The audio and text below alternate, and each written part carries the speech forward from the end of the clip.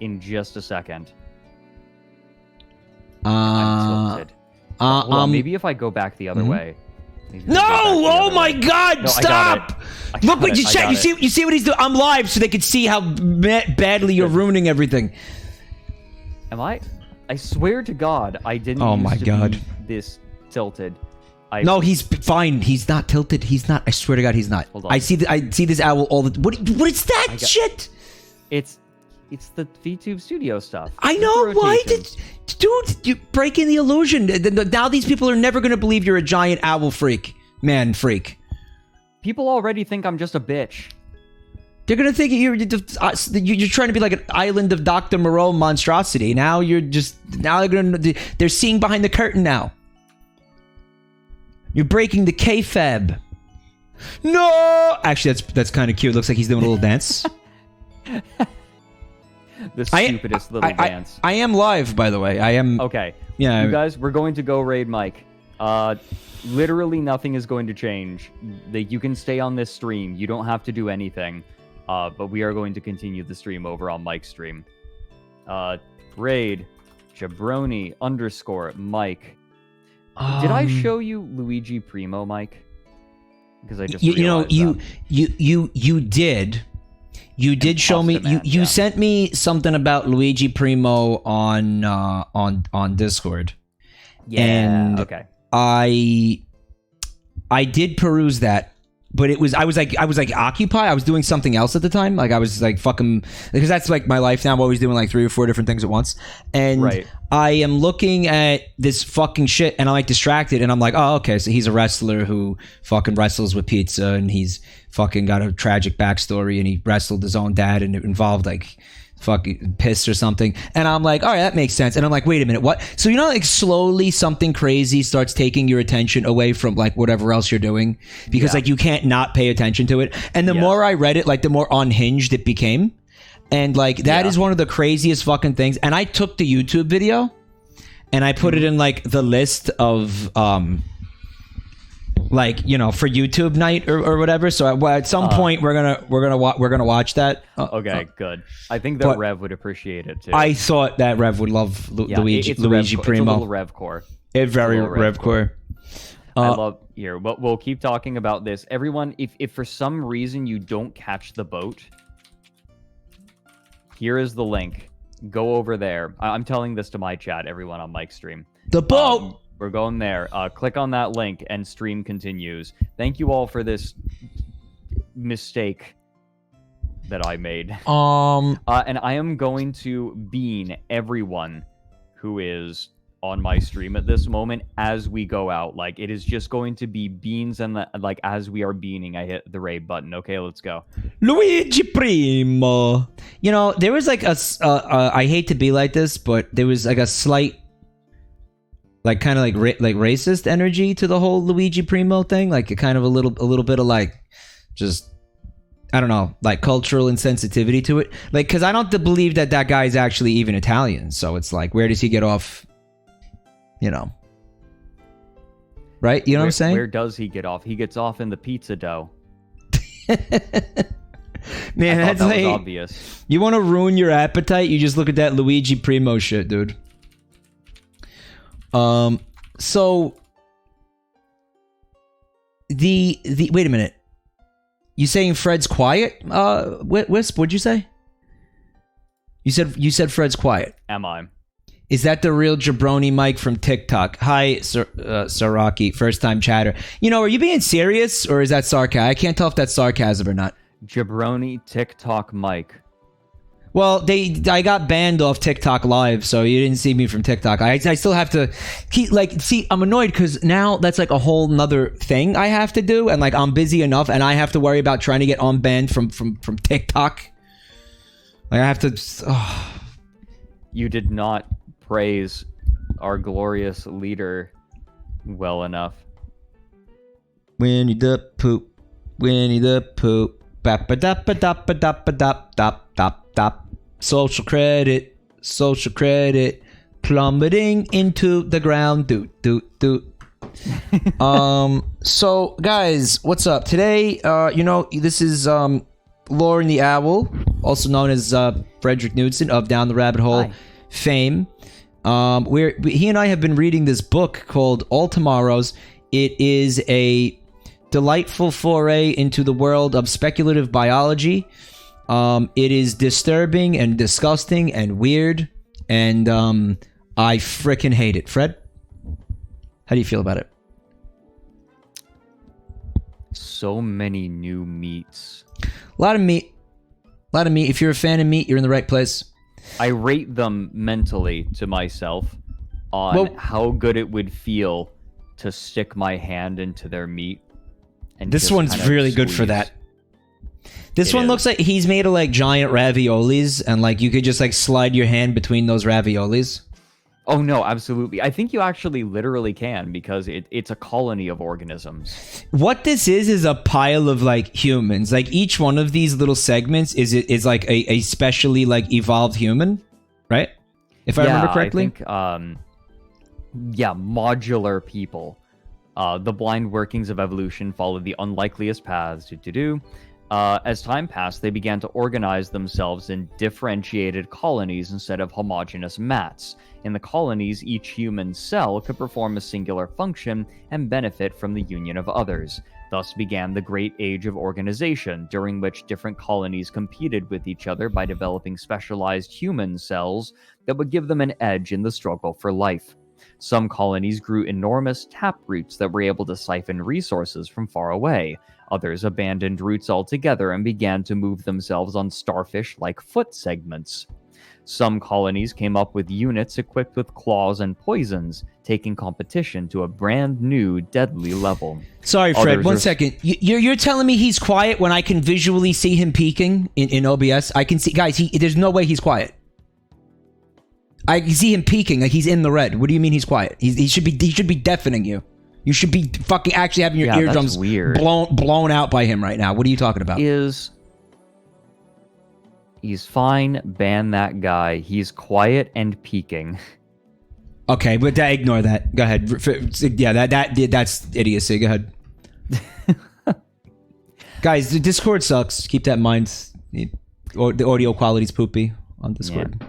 The eventual winner of this colonial arms race was a sentient colony, organized around hyper-specialized units whose entire purpose was to direct the others. These colonies spread around the planet as they adapted the parts of their rivals to function within themselves. Thus were the modular people born. Living in fully industrialized megalopoli, they came in an indescribable variation of shapes and sizes. Anything from castle-like garden forests to diminutive, scuttling couriers was a member of the modular whole. They could... Mike, don't you say anything about modular holes. I wasn't gonna say anything about modular holes. Your momular holes. The only thing constant in all of their protean existence was their mental and cultural unity. Due to their biological structure, these people had managed the impossible. They were actually living in a world of peace and utopian equality, where everybody was happy to be parts of greater united wholes. Holes. They were happy. It's not the fucking waking nightmare that it looks like, apparently, right? I know what they're saying when they say, I am both peaking and quiet. You're capturing Discord directly, right? Like, you're not capturing your desktop audio. No, I am capturing my desktop audio. What? Yeah. So what's the problem? I don't know. He's both peaking and oh, fuck my ass. Fuck my ass.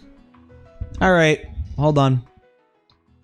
Hold on, everybody. Here we go. I was fine on my stream. You all heard me. Yep. I'm really... Oh, hold on a second. Holding on. I see. Say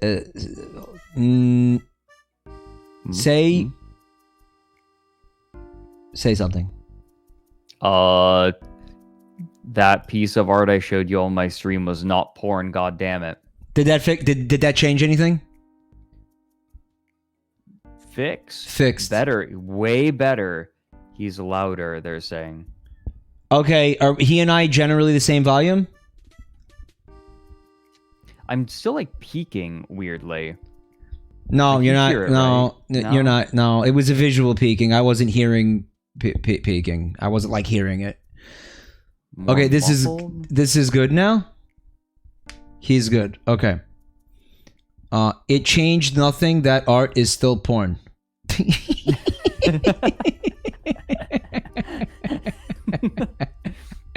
All right. This is the real porn. So we're really I think we got so there's like 70 something pages. We're 72 pages in. I don't think there's too many of them left. Let me take the next one. This is the third stream that we've done like this. Some of you remember it. Some of you haven't. I mean, can you give a really, really quick plot synopsis? You're good at things like this. For anybody who may not have been here for these streams. Also, I do see people subbing and resubbing and all that. Guys, thank you so much. I'm going to call you all out at the end of the stream. All right. But yeah, give them... I appreciate it, guys. Give them a little plot synopsis, Fred. You're good at stuff like that. Yeah, sure. So the idea is that humans spread out amongst the stars.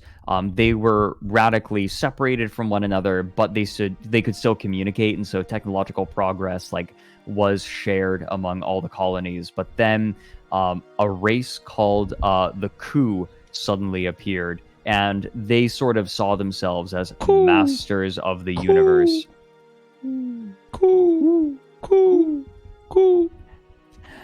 They decided that they were going to make humanity pay for their hubris, and so they genetically modified humans to be any number of things: workhorses, pleasure things. At one point, there was a particularly rebellious planet of humans that were turned into shit suckers. So more than they already were. Right. Then over time, so the Ku eventually left after they had been really shitty to all of humanity. And humans started evolving. Those that survived after the Ku left started evolving into new forms. So now humans have all of these crazy wild forms. That's where we're at right now, seeing all of the forms that humans took after being horrifically genetically modified and then abandoned by the Ku. Right, good synopsis. So that now you're all caught up. Also, if you kind of zoned out during that, weird meat people. That's it. That's the idea. Weird, funny looking meat people. When humans find a poop, they put it in their mouths. The scientifically accurate Sonic the Hedgehog. Oh, beautiful. Yes. Good. So you're all caught up. Mm-hmm. Broem Yan, guys, I know I said I wasn't going to call these out, but that is a fresh freak, so please give him some dumpies and welcome him to the family, guys. Thank you. All right, I'll take the next one, okay? Okay, go for it. People are still complaining. Okay, no, we have to stop looking at the audio. All right, next up, we got the... you want to look at the picture first and then read the entry? Yeah, of course. Let's scroll down and... Oh, that is... I already looked at this one. There's no penises. We have to, check for penises because sometimes these boys got, some big old wieners and boobs. But this is a... ooh, that's Roger Waters from Pink Floyd. There he is. You like the tattoos on the chest. It makes me happy to know that even far in the future, there will still be assholes getting tribal tattoos. Yeah, right? It's kind of comforting that. This is that guy in that video we watched last night, the guy who was in the gang, and he had all the bird whistles, right, to let the gang members know what was going on, to warn them about things. And then at the end of the video, he went... This is that guy. Hey, Fred, check out this thing's feet. It's got some... Oh, God. They're like bird talons, but they're more like fingers. It's very Fredcore. It's... Yeah, we got T-Owl feet in chat. Lauren core. Mm-hmm. Yeah, you and this thing would be very sexually compatible, Lauren. I think, yeah. Very compatible. Interlock toes. You guys could lock toes. Listen, you could give the best wing hugs to each other. Listen, there's a streamer that I met, Alteru. She fucking just off screen at all times is like feet with interlocking toes, just in case. What? It is the worst thing. What do you mean? What do you mean she's what are you talking about? Like she has the image. You know how there was a meta where people had their legs thrown over a desk while they were streaming? Like that was a VTuber meta for a while. Yeah, I seen that. Yeah, I seen that. It's like that, except feet with like it's like her feet are on the table and then like your feet are interlocking toes. It's fucking rancid. Dude, it is rancid. I have to say though, that's fucking hilarious. It is so it's funny. like, so in other words, you could pretend rancid. Like you're locking toes with the streamer, with the VTuber. Yes. Oh, that's hilarious. It is rancid. It's so. They know what they're doing. Oh no, she absolutely knows. Mike, please do that. I'm not doing that, guys. Come on. All right, so I like the dude. The dactyl person has it's like a Bene Gesserit hat. You seen that? Yeah, this does. Oh, this looks like something one of the honored matres would make. Yeah. Yeah.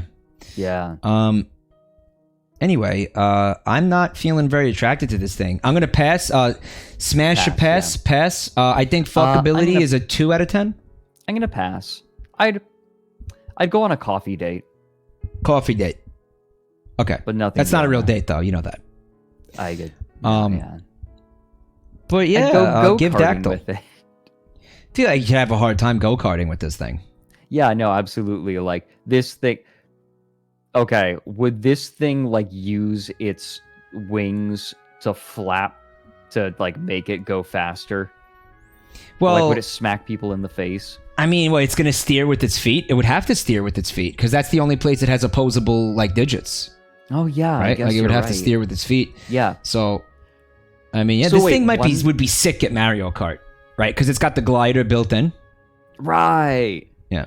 It would just always be gliding. Although, like, you'd have one foot on the gas and brakes, and then one foot turning the wheel. Yeah, I mean, you drive automatics with one foot anyway. That's Hell, true.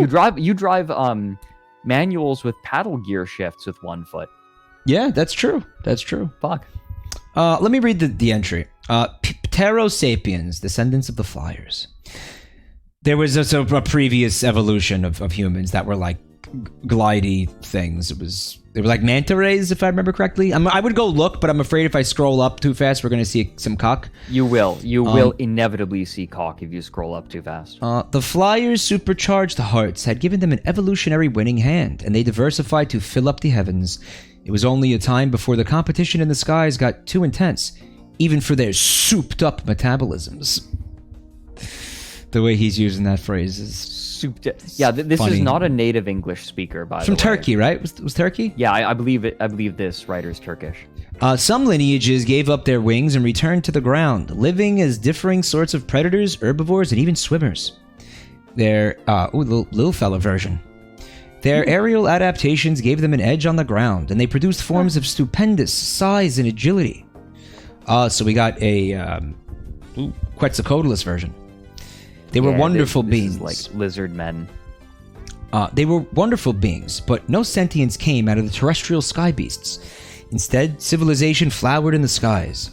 One species, from a line of wading, stork-like predators, evolved a brain that was large enough to imagine and act upon the world. Their feet, already versatile to catch slippery, swamp-dwelling prey, got even more articulate and assumed the role of hands. As a compensation, they lost some of their aerial streamlining, but what they could not do with their bodies, they were more than able to make up with their minds. Their power of flight made the Pterosapiens a global folk before they could invent nations and borders. With such an inherent ease of travel, ideas and individuals diffused too fast for social differences to ossify. Acting with the planetary awareness, they farmed their gigantic terrestrial relatives, raised cities of perches and fluting towers, harnessed the atom, and began to gaze up to the stars without having to compensate too much from the average individual's welfare and without dividing up into quarrelsome factions. I'm jealous. As egalitarian as their life seemed, they paid a stunting, inevitable price.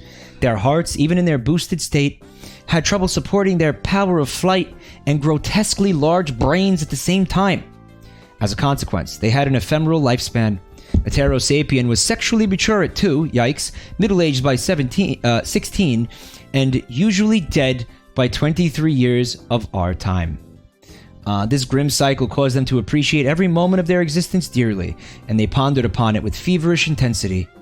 A shelf of scrolls by Ptero sapien philosophers would have been the envy of every human library. In their cities, life blazed away with unreal speed, rushing past to meet fleeting deadlines. As a species, the angelic flyers were victims of heart disease. Sad. So it's like... So what you're saying is that Americans are these guys with none of the benefits. They had a Dunkin' on every corner. Gotta Sky get your Dunkin' fix fast. Ptero sapiens run on Dunkin'. Stop. Oh, Mike, so Yeah. you remember Stellaris, right? They worked 80 hours a week. Yeah, you and I played it. It was fun. Yeah. So you remember how you had leaders, and then leaders could age and die. Yeah. Your scientists. In one game we played, I had an immortal one because he was a robot. Remember that Yeah. robot? That we found a robot floating in the fucking vacuum of space, from a robot of unknown origin, and we brought him back to my planet, my home planet, and my fucking citizens elected him president for fucking eternity, and he never died. They just kept electing him, right? Yeah. Well, they it wasn't that he like fucking wouldn't allow elections or something. He wasn't like a dictator. They just kept electing him because he was so good at it. It's extra funny when like you find this robot as a xenophobe, and then you take him on as your leader, and then like your dictator dies, and then this robot becomes the new leader, but he's immortal, and so he just is new dictator for life, like an alien robot made by another race is like ruling over a bunch of xenophobes. It's like, I will teach you how to hate the Xenos harder. Well, he was too good at it. I was gonna say, there's a YouTuber called E3PO who is playing around with the most recent Toxoids expansion. Okay. So there's an origin called Overdrive, Overtuned,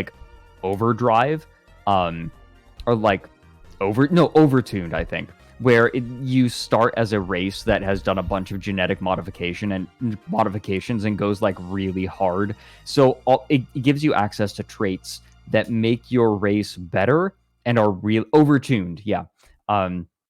They make your race better for cheap. Like, you can have lots of these, but these traits also reduce your leader lifespan. And it is possible to...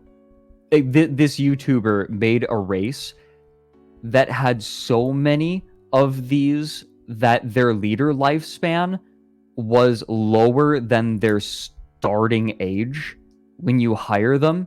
Meaning what? Like, he hit play, and all of his leaders just keeled over dead immediately. It makes the game completely unplayable. Because... But that's in the game. Like, that's not, yes, that is in the game. That is not a mod. Like, the game lets you do this. So basically, as soon as they become a leader, they die. Yeah, it's like a curse. The moment, like literally, you start the game with a bunch of leaders. He hit the play button and everyone died. Like, in like a couple of days. They should probably patch that, I guess. I mean, I don't know how you fix that. No, you just don't make a race like that. You have to be trying to do shit. You have to be trying to do that. Yeah. Like, it's working as intended. You know what you're doing. But it was just... And then he was like, okay, so here's the plan. I'm going to genetically modify out the worst of these, and maybe this will make it better. It's like, all right, he's lived. The dude managed to live for like 2 months. Yeah. And then died and then keeled over. And you need scientists in science vessels to explore new star systems. It made the game almost completely unplayable. I mean, hey, that was his choice to do that. That was his... The best part was when the leader died, and then another leader immediately took their place, and then they died. So the leader... This is a very stressful job. I mean, yeah. like, it's just you can only handle a couple of seconds of it at a time before you just drop dead. Typical lifespan of the 12 hours. The burden of leadership. Hey, if it works. Well, that's the thing. It doesn't. It doesn't work. I'm sorry I sound muffled. It's a ignore thing. You gotta ignore you gotta ignore the audio guys. stuff. It's not the microphone. It's something with stream. It's Discord being penis. Okay. A Ptero sapien poses by the bizarre buildings of a seaside resort. At 10 days long, this will be the only holiday in her ephemeral life. Man, that is fucking depressing. Holy 10 shit. 10 days.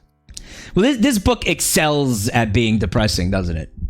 I like the fact that this race is lives really fast and short lives, and just so they can be a little bit more depressed, they invented the concept of a vacation just so they can not have them. To be more depressed. So they here can for be a more good depressed. time, not a long time. I guess, right? Team fun. Hashtag team fun. We lost so badly. Did you get Splatoon 3, Fred? Not yet. I intend to. I just have too much. You got a lot. He's a busy dude. Yeah, I've got a lot, but also I basically can be playing one game, and the game I'm playing right now is Disco Elysium. Oh yeah, I heard you talking about it. You like it? The writing is so good, it drove me to despair because I know I will never be able to write that well.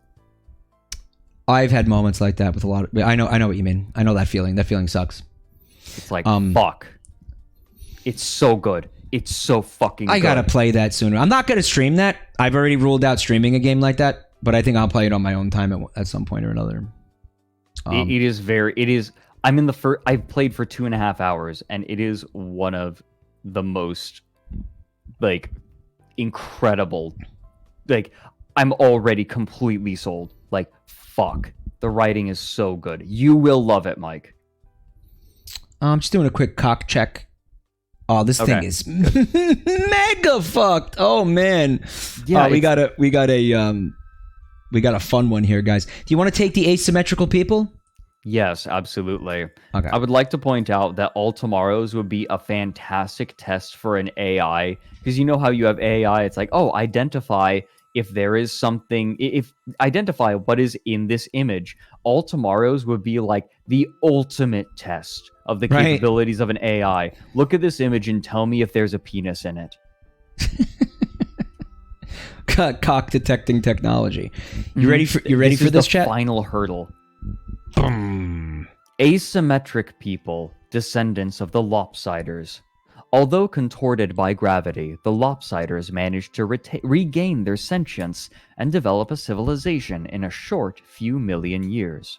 Squat, pancake-like buildings spread all over their planet. These constructs looked like squashed bunkers, and they were never more than a few meters high.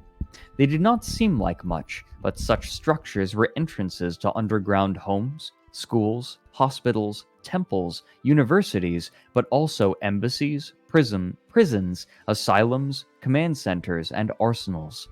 They lived strange lives, but the Lopsiders were human in all of their virtues and evils. And cum textures. Thus, it was what? Nothing good.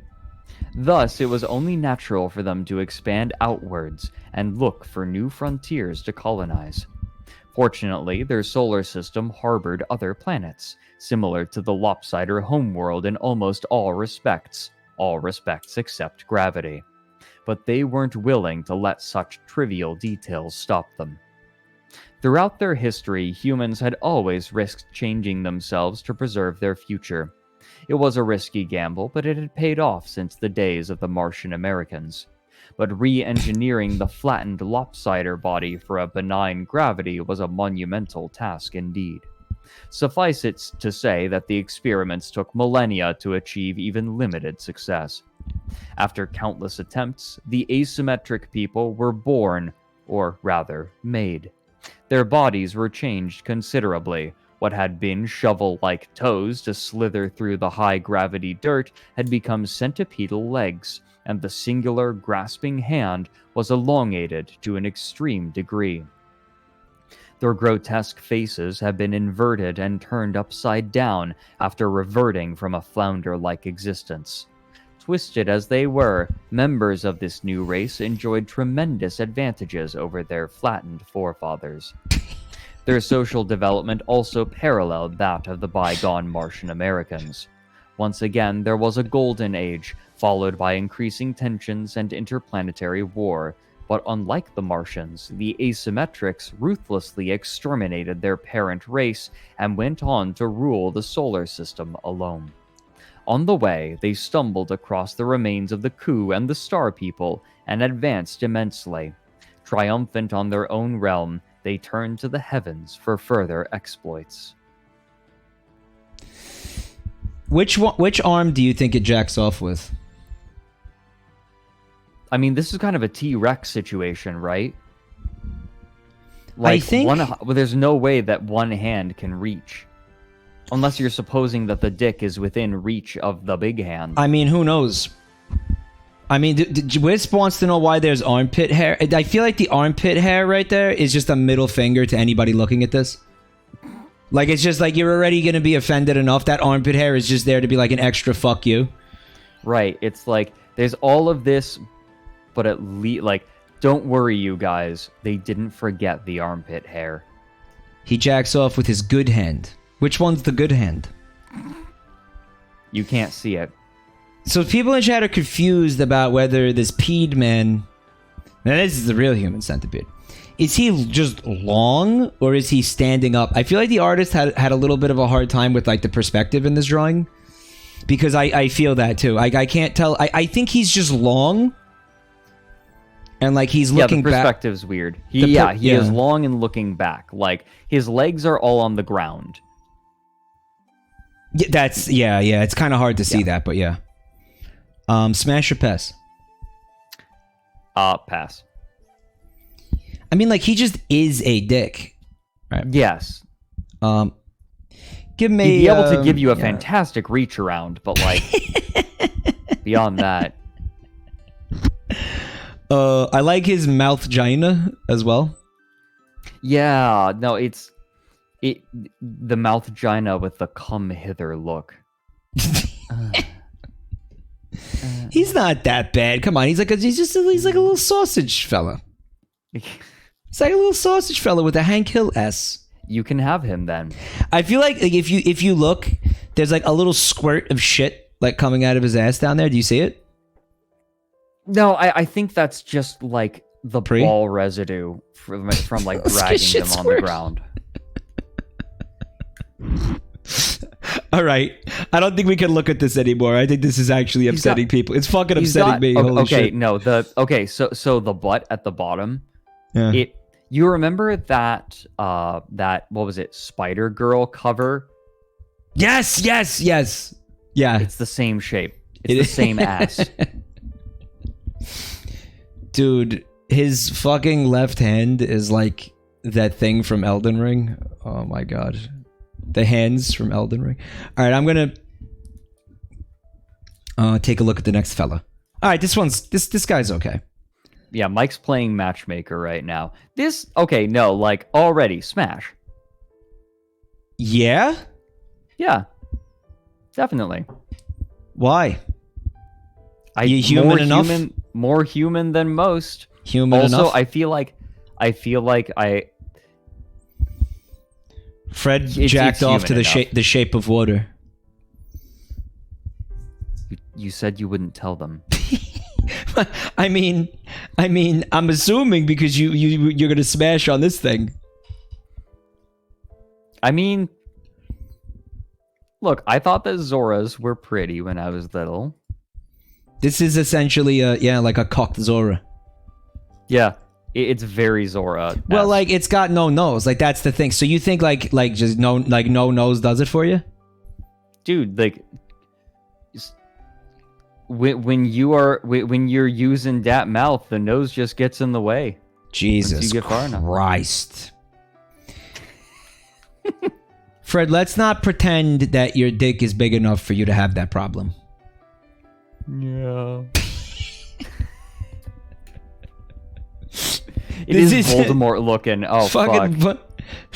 Fred's into Voldemort porn. Fred watches Voldemort porn. Listen, you know there's that dude who listens to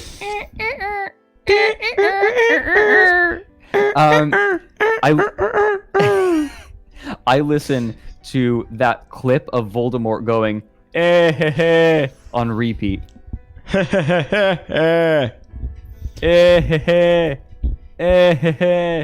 Hold on, I'll find you the clip. I tried out like just humping my pillow to the tune of Seedbat yesterday.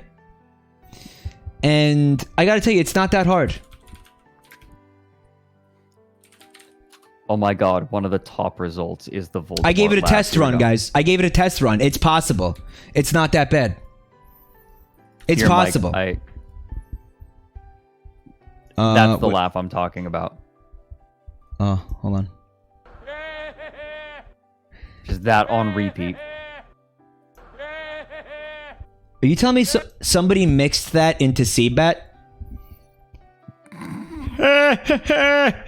If they did. If someone could do that, I think that'd be viral. There's somebody who wants to be viral tonight. Who wants to go viral? Who? Yes. Who wants to do that? Who wants to make that? That's really good. Voldemort Seedbat, dude. Holy shit. Yeah. Fuck. Okay. Hold on. Let me look at my history.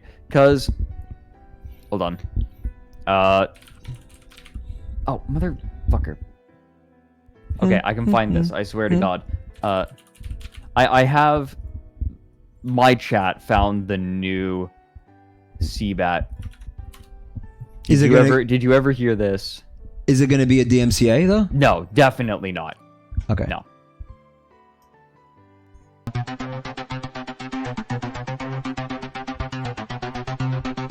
It's called the Ne Ne Ne song? Yes. I don't like it.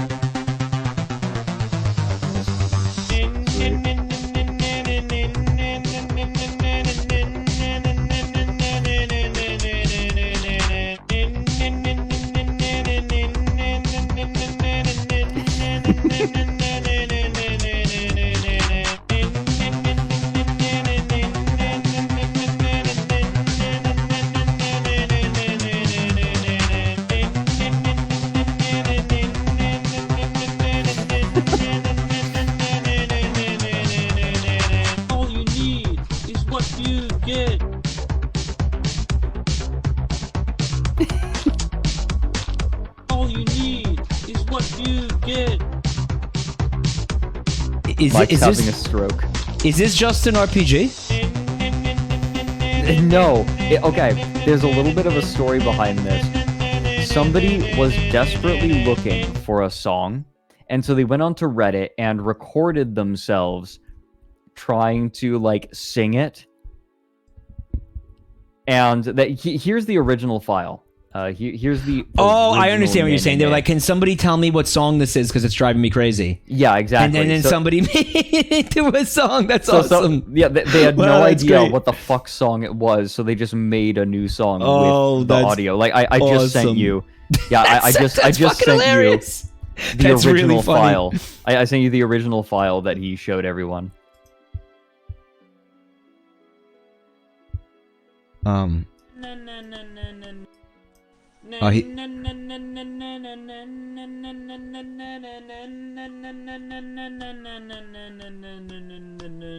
all you need is what you get. That's so good.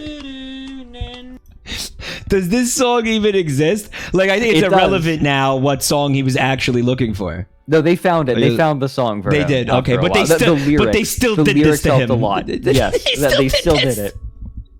It took a while. It took a while for them to find it. But I think my favorite part of the original file is how he starts, like, slapping his knees. Yeah, you hear it. Yeah, I heard it. Yeah. This could have been any of us, Mac. Yeah, but it wasn't. It wasn't you. So you Dude, that's great. Whoever thought of that is a genius. Holy shit. That person is a legend, and we appreciate him. Here we go. Oh Okay, my so the God. song. So people are wondering what the actual song was. The song he was looking for, right? Yeah. Okay, let me see. Here's the post. Yeah, it was on the tip of my tongue subreddit. Just like my cum. Got him. It's Benny Benassi and / The Biz Satisfaction. The Biz. Okay. The Biz. Oh wait, no, it's not Satisfaction. No, it's not Satisfaction. No, no, that's not it. It's. Hold on. If I sort by Q&A, I should be able to find it on the post. That's very infectious. Like, I know it's deliberately bad, but like, I mean, holy shit. That's fucking... That'll dig its way in there, dude. Holy shit. You want me to take the symbiotes? Here we go. Descendants Okay, of the parasites? the song was "The Thief" by Infinite Mass. Oh, okay. I mean, I'm not. That'll be a DMCA. Yes, that will be I'm a not DMCA, gonna listen to I that. think. I'm pretty sure. Yes, it is. Let me take the symbiotes, descendants of the parasites. Okay. As time passed, the relationships between the parasites and their hosts got connected to such a degree that it began to involve a cooperation of the individuals. These were no longer single-sided relationships. In exchange for the host's nutritious blood, the parasites offered their heightened senses as early warning against predators and other hazards. The great arms race of symbiotic relationships thus commenced. Certain parasites offered their hosts larger eyes, others sharper senses of smell, hearing, or even additional defensive weapons in the shape of venomous saliva, malodorant sprays, or an extra bite. It's malodorant spray for you. Thank you, Mike. The hosts returned the favor with longer running legs, stronger bodies, and specialized ergonomic nesting sites rich in blood vessels and covered in insulating fur. A little quid pro quo here, huh? Mm-hmm. Different complexes of parasite and host species evolved, compatible only amongst themselves. The development of such creatures was in a way reminiscent of the great modular colonies, thriving on their own world light years away. So I'd like to point out, if they're not, like, if they're helping one another, it's not parasitism. I don't think it's commensalism. What is it? It's symbiosis. It's symbiotic. Well, that's the name. Like they said, symbiotes are descendants of the parasites. Well, so like a parasite can be a symbiotic a parasitism is a kind of symbiotic relationship. A symbiosis just means that there are multiple creatures. So it's mutualism. Okay. Mutualism, as in they.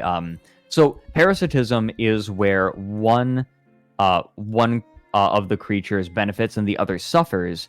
Commensalism means that one benefits and the other is unaffected, and mutualism means that both benefit. Okay, so we have a both benefiting situation. It's mutualistic. So yeah, it wouldn't be parasitism. They're not parasites. It's a symbiosis.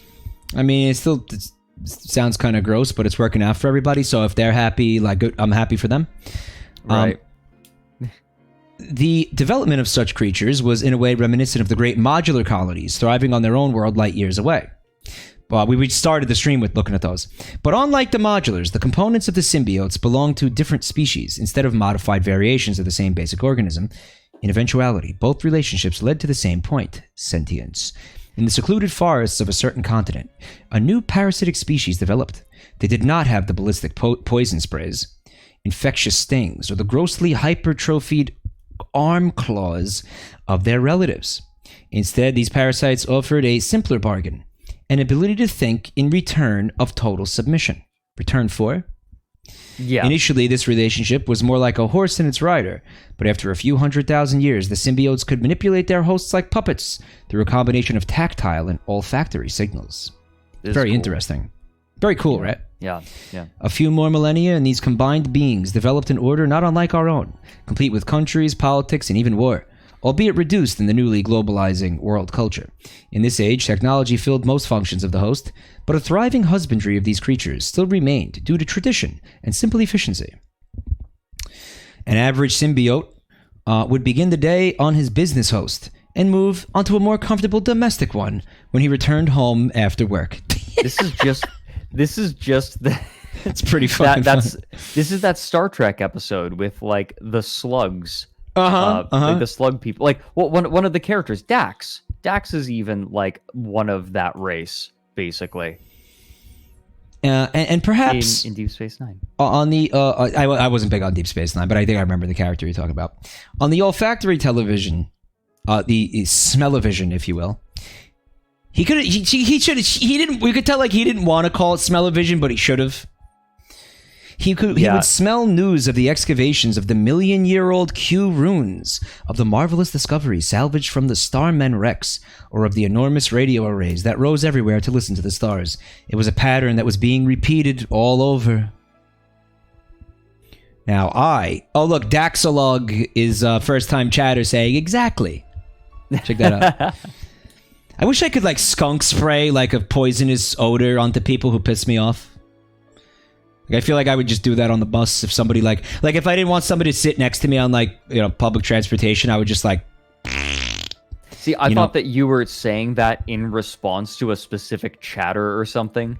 No, that's just from my brain. Like, get out of my stream, and then you can make their computer spray like a foul-smelling liquid on them.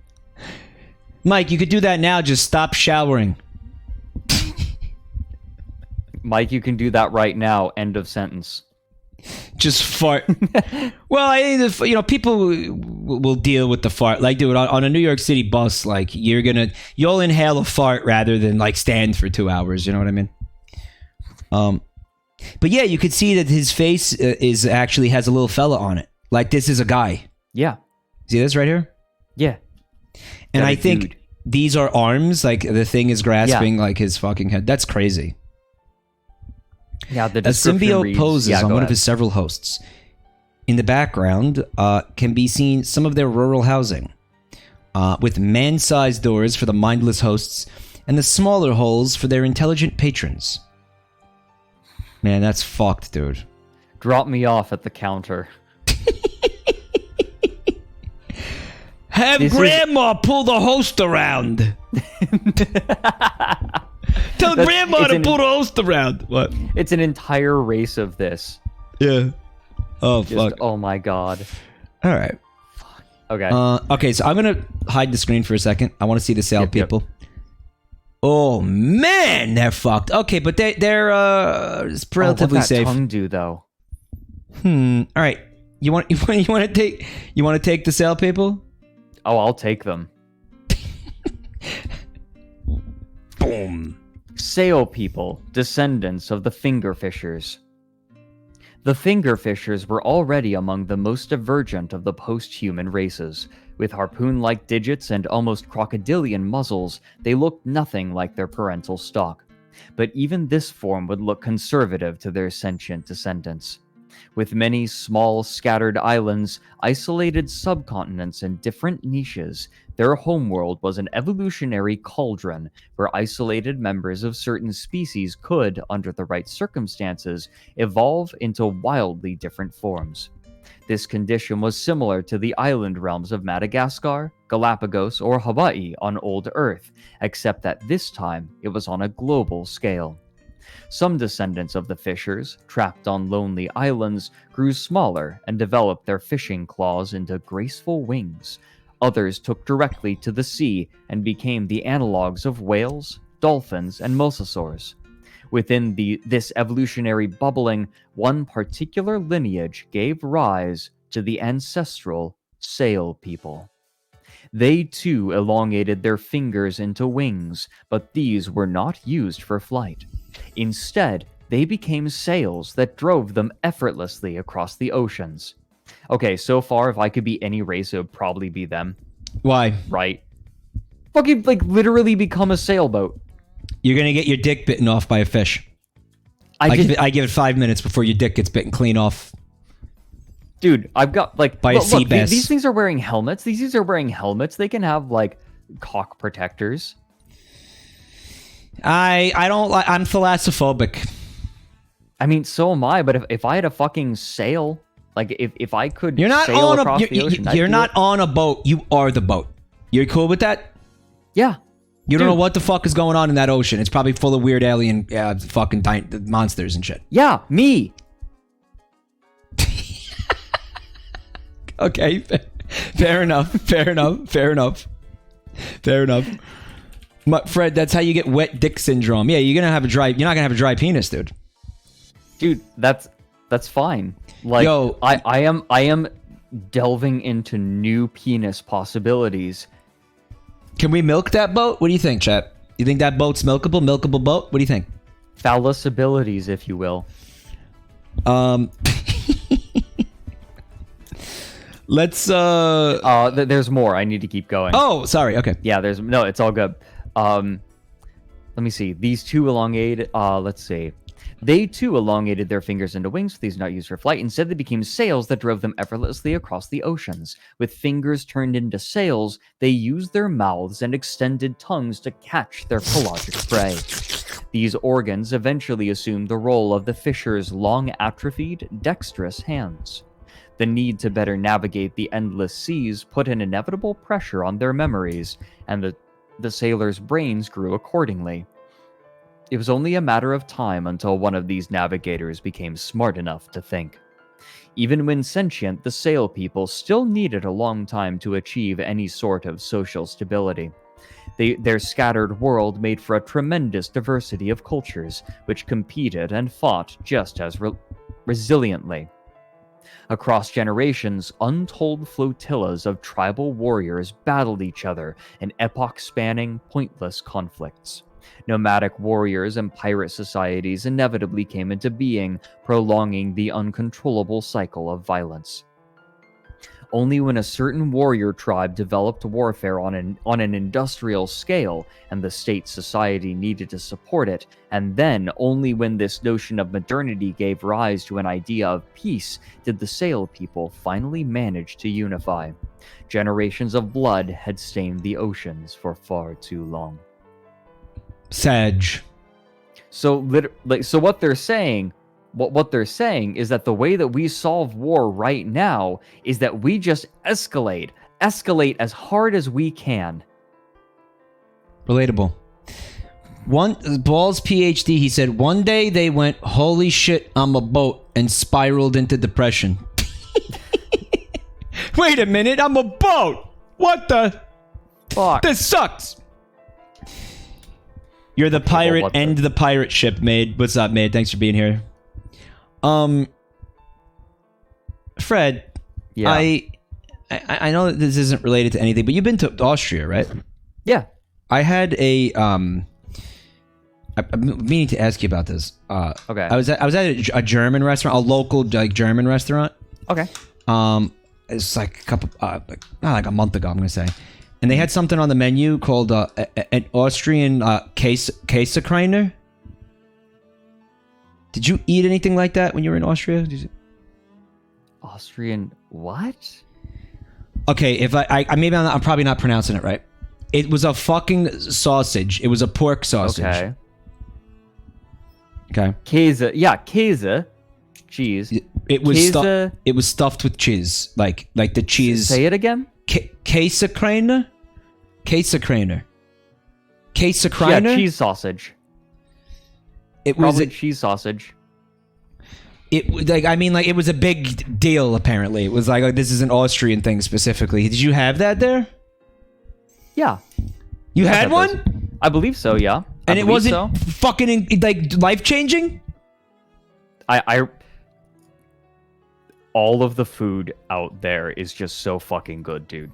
Like I think that there's okay, I'm so glad I'm not the only one who like has Austrian food and is like there's something in there that breaks your brain. For me, what broke my brain was a Schafskäse-Salat.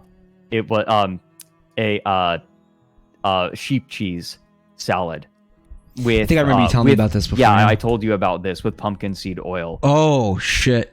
Like life-changingly good. Yeah, it was stuffed with gorgonzola cheese specifically. I remember it was gorgonzola. It was fucking like every bite like exploded with like melted cheese. It was fucking unreal. Mm-hmm. Oh, yep. Reed Hyena's calling me out. Yep. Steiermark. Steirer Kürbiskernöl. Kernöl. It's unbelievably good. Hold on. Are you seeing this?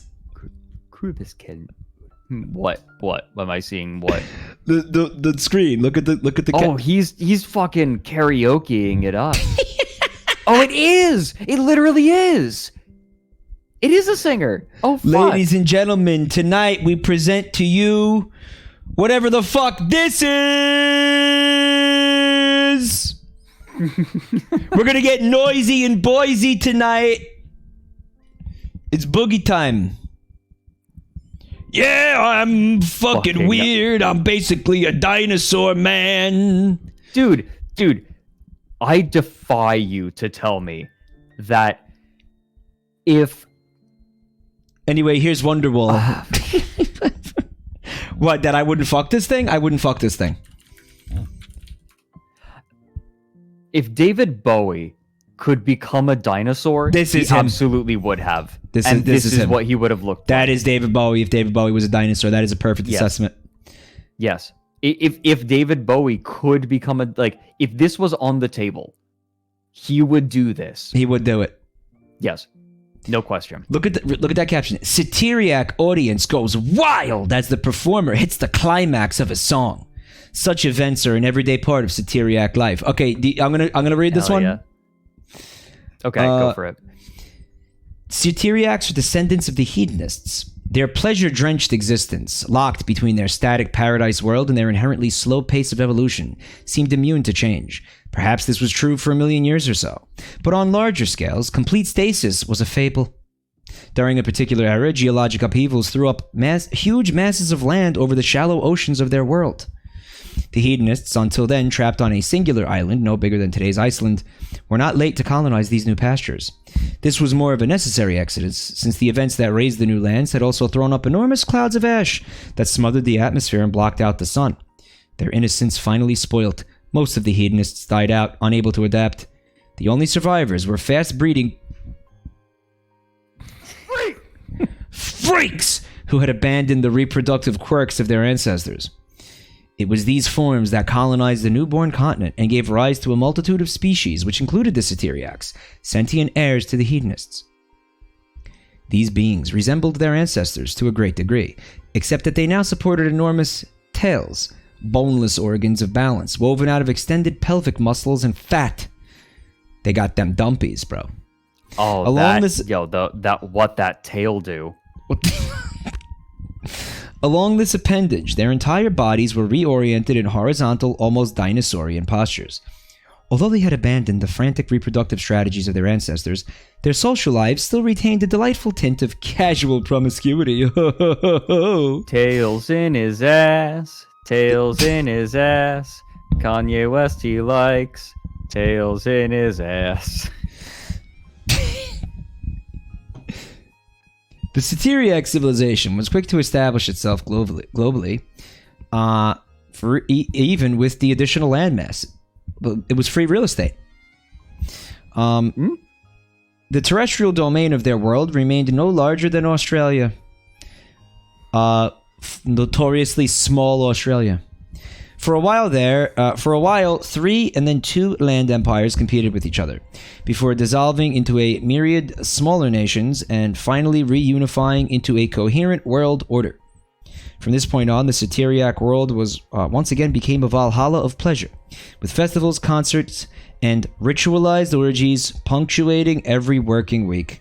This time, however, it could all be savored by true intelligence. Dude, fucking Mike, if you do not say smash, I am leaving. Smash. Come on. Yeah, exactly. What's up, Cleveland? Yeah! Come on. They know, not only do they got that tail, they know what to do with that tail, they got the experience. Yeah, they know how to work with it. They know what they're doing, yeah. Dude, orgy mosh pit. I'm saying smash because I was being forced to say smash. What are these? The back tentacles. Was that explained? I don't think that was explained here. Oh no, it wasn't. That's just cool. All right. The ticklers. What them ticklers do? Throat. They tickle your throat. All right, this guy's fine. He's a little stupid looking. Oh dear. Yeah. Boom. Do you have any games on your iPhone? This looks like Sarah Jessica Parker. Oh my fucking god. What does this remind me of? It's like hold on. It looks like Jafar. Yeah. Yeah, they gave him a fucking long head. Yeah, it's like Jafar if he accepted the golden path.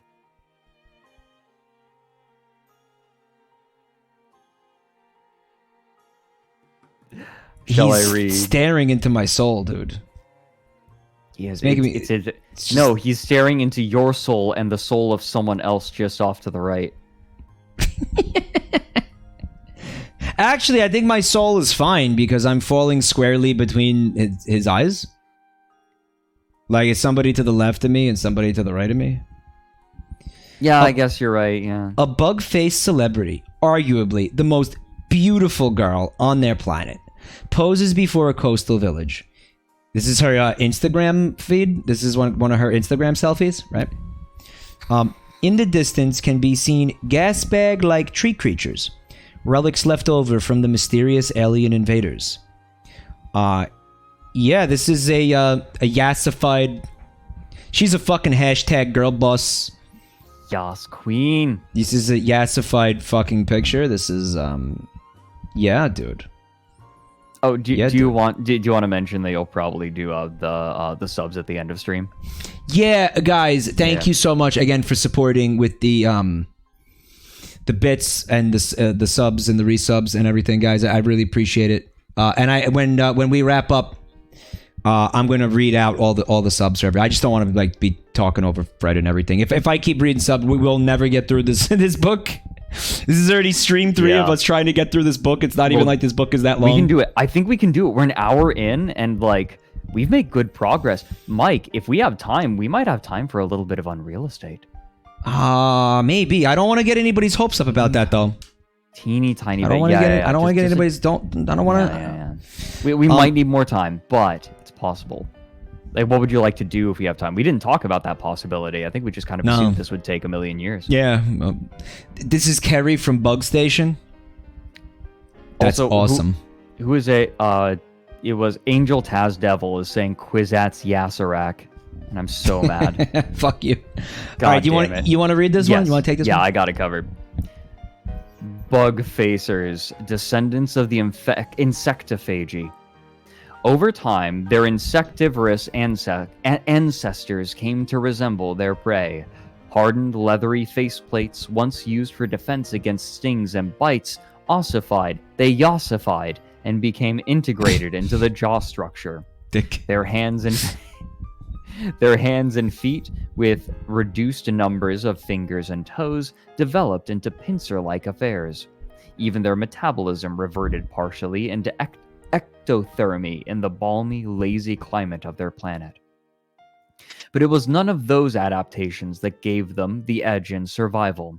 Simply put, a congenital defect allowed them to regain their sentience. Yeah, that sounds like me. Even after the smothering by the coup, the genes of the Star People remained dormant in their cells. Through pure coincidence, one lineage of the insectophagy developed an atavistic throwback, resulting in larger brains, which just happened to be useful in cracking open insect nests with crude stone tools. This kind of reminds me of that thing where, there is a gene that is inactive, but if it were active, it would have this big effect, right? I think that's what's going on here. Yeah. It was an easy ride from there on. Although millennia long in itself, the development from stone axe to spaceship was an eye blink in geological time. Like many other species, the bug facers pass through consecutive cycles as agrarian, in their case hive farming, empires, colonial endeavors, industrialization, massive world wars, and, finally, globalized world states. I like how this author just assumes that there's going to be war, like horrific world war. It's like, oh yeah, they're human. Humans suck. Yeah, I mean, all It's these like- things at the end of the day are still human. Of course, there's going to be war and shit. Yeah, Right. Sadly, Sag. Yeah, What are you it's gonna like it's like one of the ways that they become human again is they war horrifically. Right. That's a pattern. Yeah, that's probably very deliberate. Yeah. Yeah, no, it absolutely is. But there was one thing that set their development apart from all other post-human species. They faced another alien invasion. History does not record much about the invaders, except that, unlike the coup, theirs was a singular effort, and it was beaten off in an intense cycle of orbital and terrestrial wars. So wait a minute, they beat the aliens off, and that's how they got rid of them? They beat them off?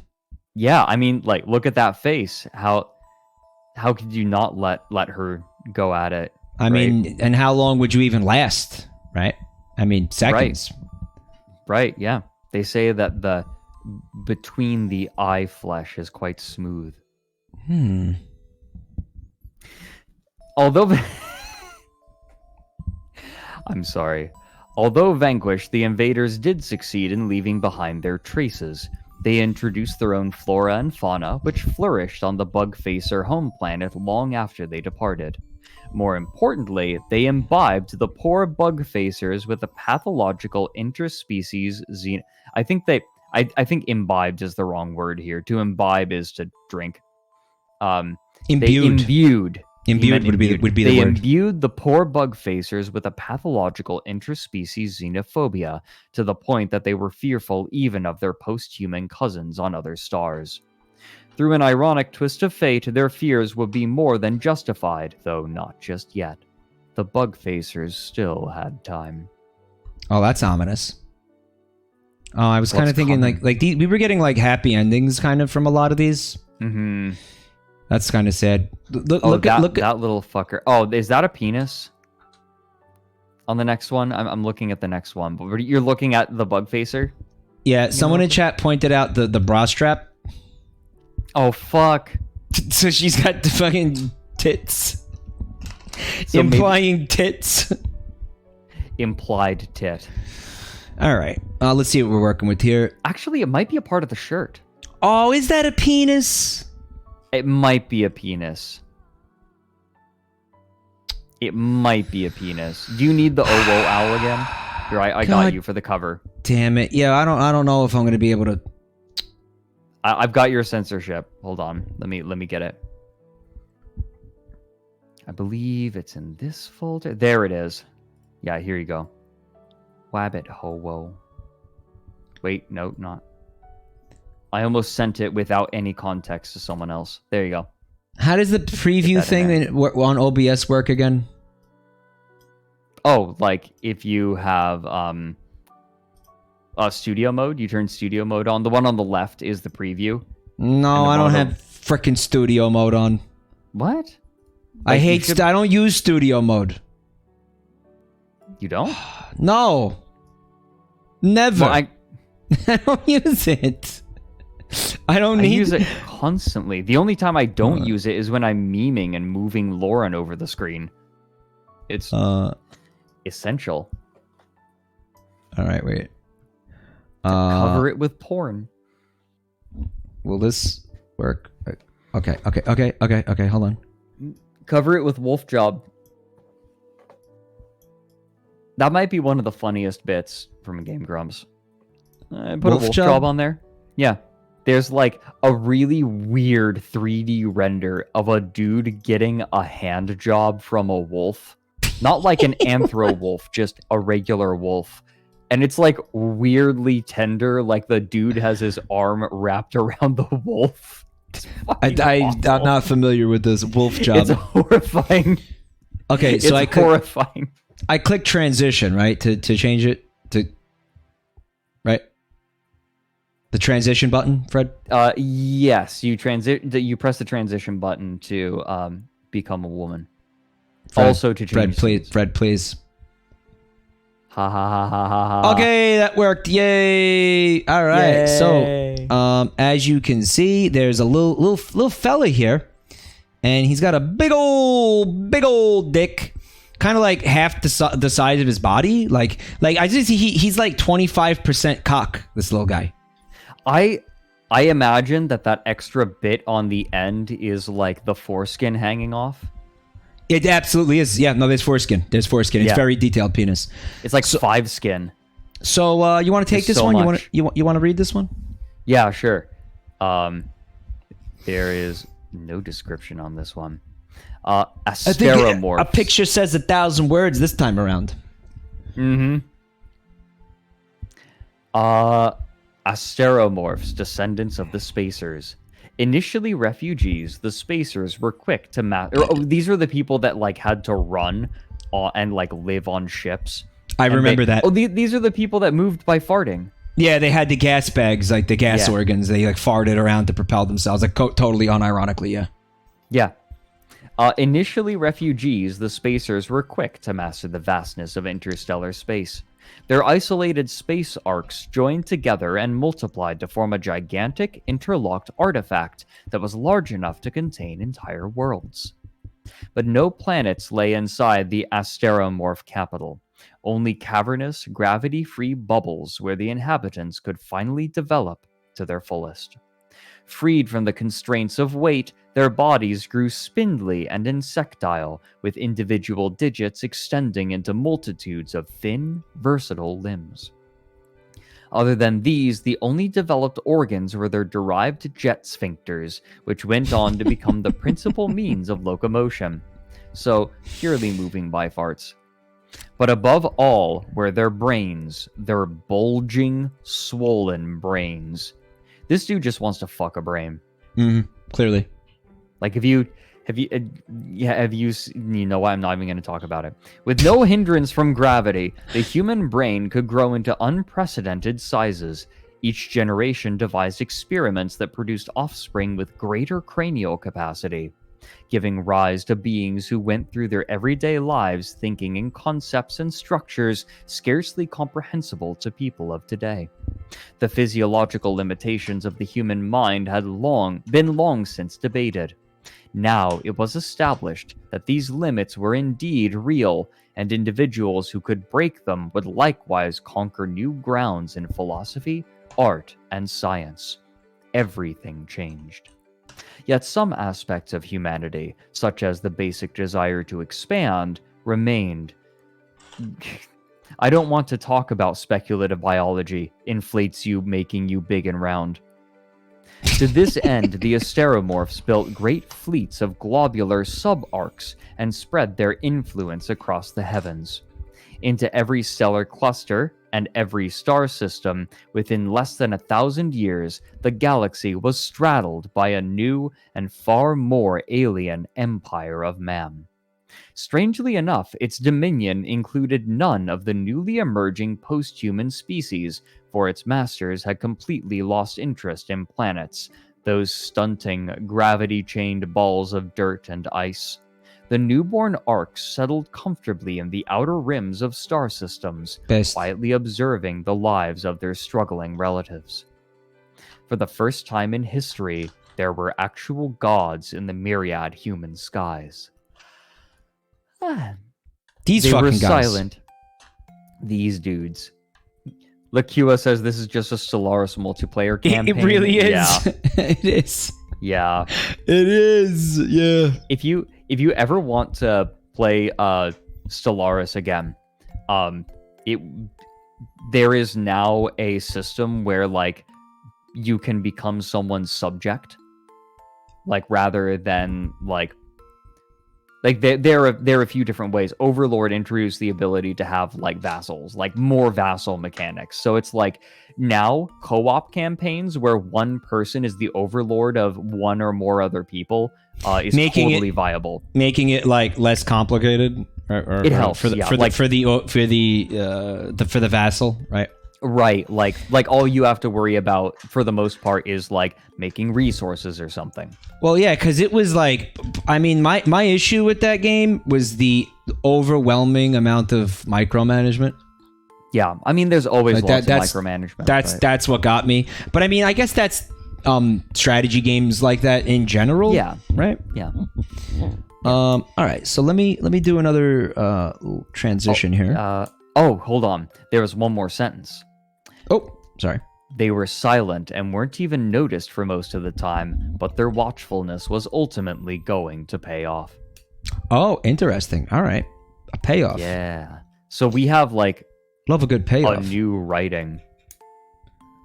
All right. So we got some history stuff here, dude. Who's up for who's up for some bowling? Want to go? I want to go head down to the lanes, get a really- few beers, get a few beers at the lanes. What do you think? But okay, so smash or pass? Smash. Really? Explain. It's a hole, not complicated. 3 holes, in fact, in case you get tired of the other 2. Mike, with that attitude, I am amazed that you still have your member attached to you. Well, I barely have my member still attached to me. Let me put it to you that way. Oh, hey, sweet. It's a stoat burrow. It's hard to look at well. this and not think about that GIF, guys. You know the GIF I'm What talking GIF? about. I don't have to say anymore. Is Fred really acting like he hasn't seen this GIF? Just No, Fred, send the GIF. I don't know what you're talking about. All right, here we go. What did I unlock? Here we fucking go. Here we go. What sort of horrible achievement did I just unlock? Here we fucking go. Here we go. Here we go. Here we go, dude. All right, we're gonna have Fred, run. Fred is not terminally online. I am, but I just stick to my corners. let's He doesn't know. he doesn't. He's about to know. I'm very curious in hearing him react to this. Fred, it's not good. Hold on. Do I need to look at your screen? No, just I have to find it first. I can't find it. Amazingly, I can't find it. It disappeared. It Ama- escaped from you. It rolled away. Amazingly. Holy shit. Has it been like scrubbed from the internet, chat? Google the GIF. Bowling GIF funny? Is it that one? No. No. Guys, it's gone. It's gone. What can you describe it to me? No, you just have to see. No, you just have to see it. You just have to see it. No, you actually just have to see it. You sounded almost incensed that I would suggest that you describe it to me. No, can't do that. Not this time. I'm seeing a lot of like bootlegs of it, guys.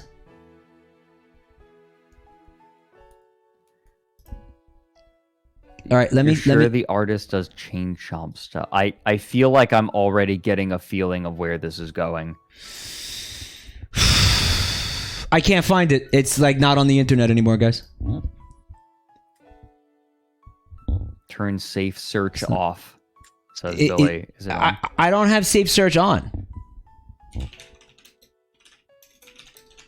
Cause, dude, I put bowling porn GIF and I got like fucking, dude, I got pictures of fucking women putting bowling pins in their vaginas. This is not a fucking safe search is not on, guys.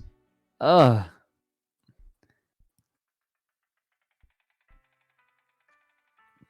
Giving a whole new meaning to polishing the rod. Polishing the pin. This is impossible to find. I'm giving up. I'm giving up. I can't find it. Well. I can't believe I can't find it. I think that someone tried to link it, but links aren't allowed.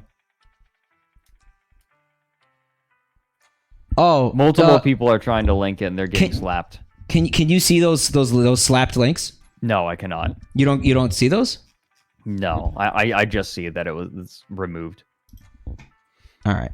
Oh, you found the tweet. Oh, beautiful. Thank you. Oh no. All right, Fred, please click this link and watch. Thank you, chat. Please watch that and give us a play-by-play of how it makes you feel. Oh, this one. Yes, see- I have seen this.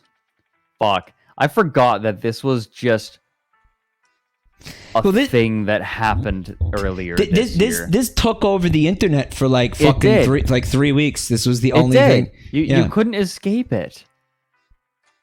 I love it. Memory unlocked. I love it. Look. I like how he has his pinky out like he's like a distinguished gentleman drinking tea. At least at first. At first he does, yeah. Hmm. God, I love how like everything is so rigid except for the dick and the bloating belly of the pin.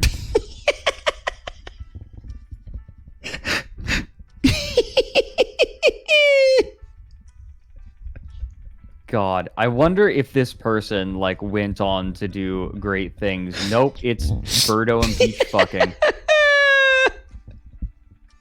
There we go. Oh, you're looking at the rest of their Twitter? Yeah, no, wow, no, that's intense. Wow, that's intense. Oh, that's all right. bad. Well, that's bad. That's bad. I could have. That's bad. I could have. Holy shit, I could that's have bad. gone without seeing that. Oh my god, that's terrible. What the fuck? Holy shit. I could have. Wow. That's one of the worst things I've ever seen in my life. What? I think this is a genuine reaction.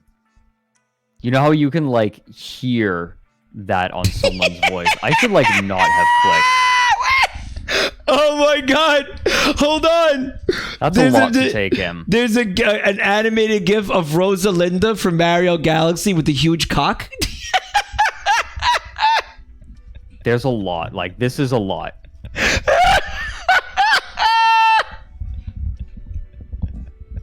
Why? Like this.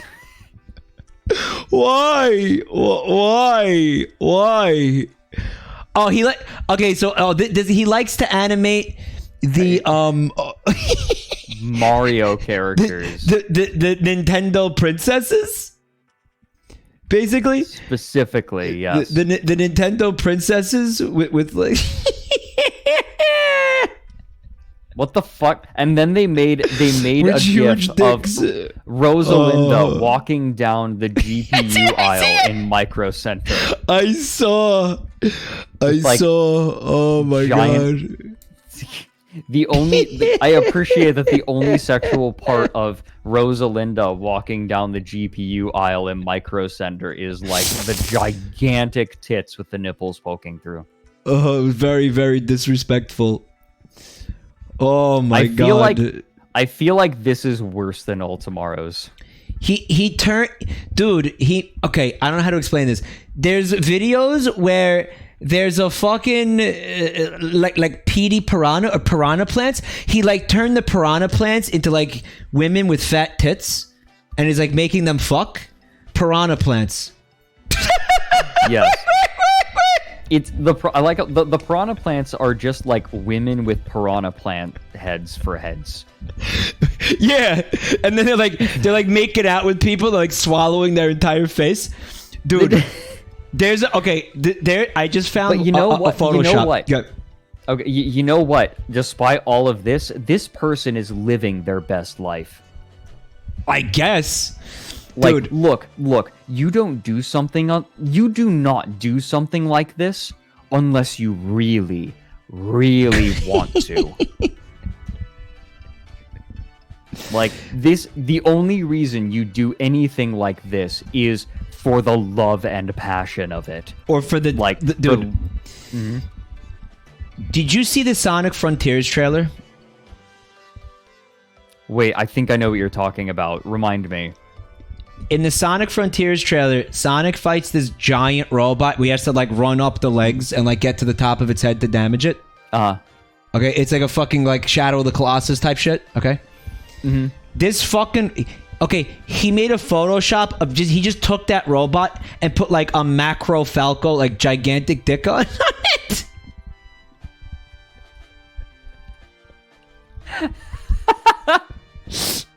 You see it? Oh my fucking god! Do you see it? Wait. Is it this same person? Yeah, I'm on their Twitter. I'm looking at their Twitter. Down. I need to keep scrolling down. Okay, media tab. Great. This person has 175,000 followers. I wonder now that's the scary part, because that means that there's that many people like enjoying this shit. Now I am enjoying it, but not like, you know, I'm not gonna jack off to this. It's funny. But like most of those people are following this unironically and are gonna jack off to this. Yeah, Kappa, yeah. Dude, the one underneath the Sonic Frontiers one. Dude, that's like, remember when Randy, that episode of South Park where Randy gave himself like testicle cancer so he could get medical marijuana? Okay, just imagine that, but it's Daisy. What's the date on it? Because it's actually not made by the guy. He retweeted it, I'm saying. Okay. Oh, I'm in the entirely wrong place. Okay, time to scroll back through all of it again. Okay, you know what? No, fuck this. What was it, June? It was from June 6th. He retweeted it.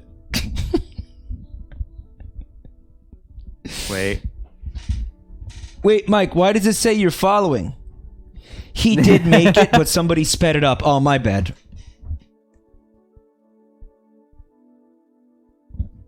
Holy fucking shit. God. Is that Daisy with with balls that are ambulatory? Yes. She's riding her own balls like they're like it's a horse or something. Like it's a horse. There's reins on it. There's reins on her dick. Is this TOS to be describing this? No, it can't be. I do shit like this all the time. Are you kidding me? You think you've just gotten away with it for this long? Am I going to get caught in the blast radius? I feel like describing this is TOS. Like, I never thought that I would see someone riding their own dick and balls. Like the balls are running as if there are little legs inside of the scrotum.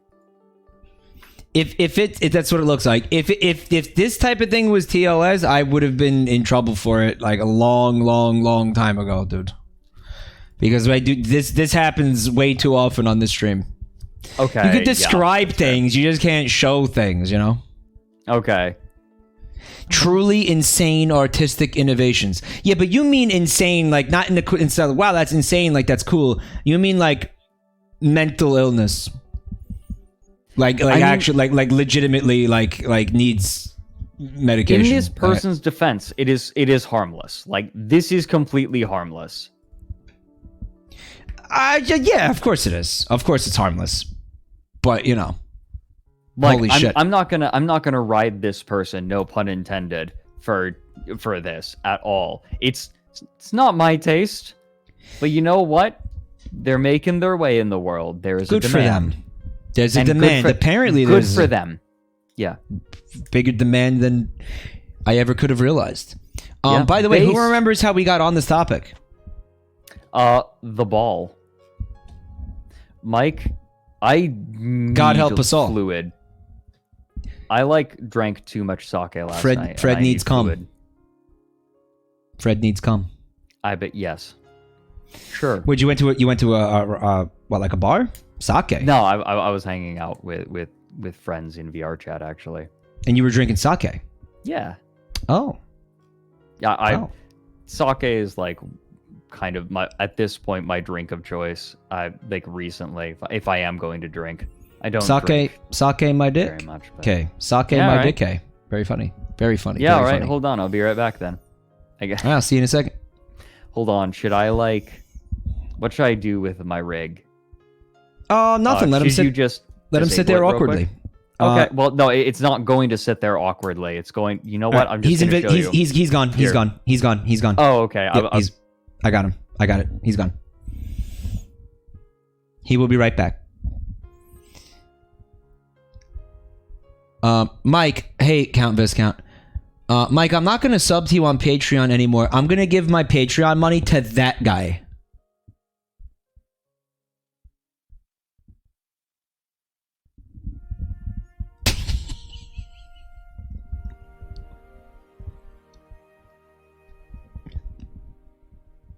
You know what? Based. You know what? He deserves it. Dude. Mike, you just fucked up. You just lost half your Patreon subs. Fred went to go look at more piranha plant tits. Dude, some of that fucking shit was crazy. Some of that shit was crazy. Like, what the fuck? Why do we need Rosalinda, like, and fucking Birdo? Like it's almost like I know there is a demand for that, but it's still kind of unbelievable to me. Like, it's just kind of unbelievable to me that that people want to see that. Like, people, like, it's fucking Birdo. Okay, I will give you the princesses. Okay, sure, give them dicks too. Why not? But fucking Birdo, guys. Hagertraffim is making Daisy riding her nuts my phone's lock screen.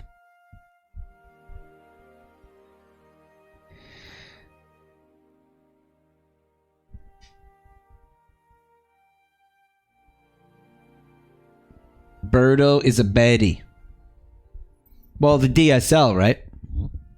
They also gave Birdo like a fucking big fat dumpy.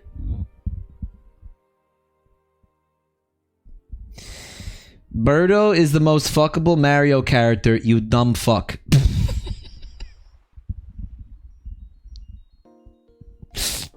I just can't believe this shit. Yeah, I just can't believe this shit. Let's see if we could get that guy to animate some GIFs of, like, you know, the... Was this the one with the... That's the one with the dick, okay.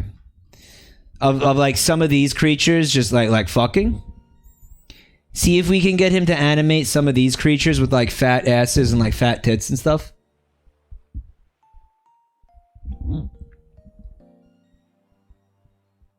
Mike, you still looking at it? No. No. Of course not. No, obviously not. Why would I? No. Those 5 monitors ain't for show. Mike, what do you think about the ratio of people who actually like stuff like that to people who just like drawing dicks on things because it's funny? That's a really good question. I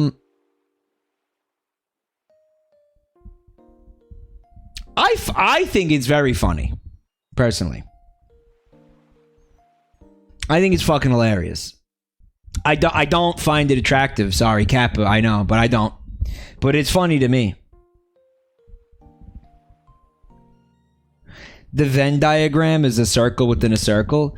Well, I'm telling you, I'm an outlier. It's funny to me, and I'm not into it sexually. Hey, Grizzly Boy, what's up, bud? He said, there's a pipeline, too. It's a joke until it's no longer a joke. So you think if I look at these things long enough, I'm eventually gonna be like, I'm gonna start jacking off to it? It's gonna be like, ha ha ha ha ha ha. Ha. Ha. Ha ha. Ha. Ha. Ha ha. Ha. Ha ha ha. Ha. That's how the internet works. I don't know. I think you like what you like, you know? Survivorship bias. Yeah, I think just if that happened to you, I think it's kind of silly to assume that that's going to happen to everybody. I think, again, there was probably some part of you in there that wanted to see things like that to begin with. You just didn't. It just got unlocked for you by seeing that. Does that make sense? Achievement, you know what I mean? Unlocked.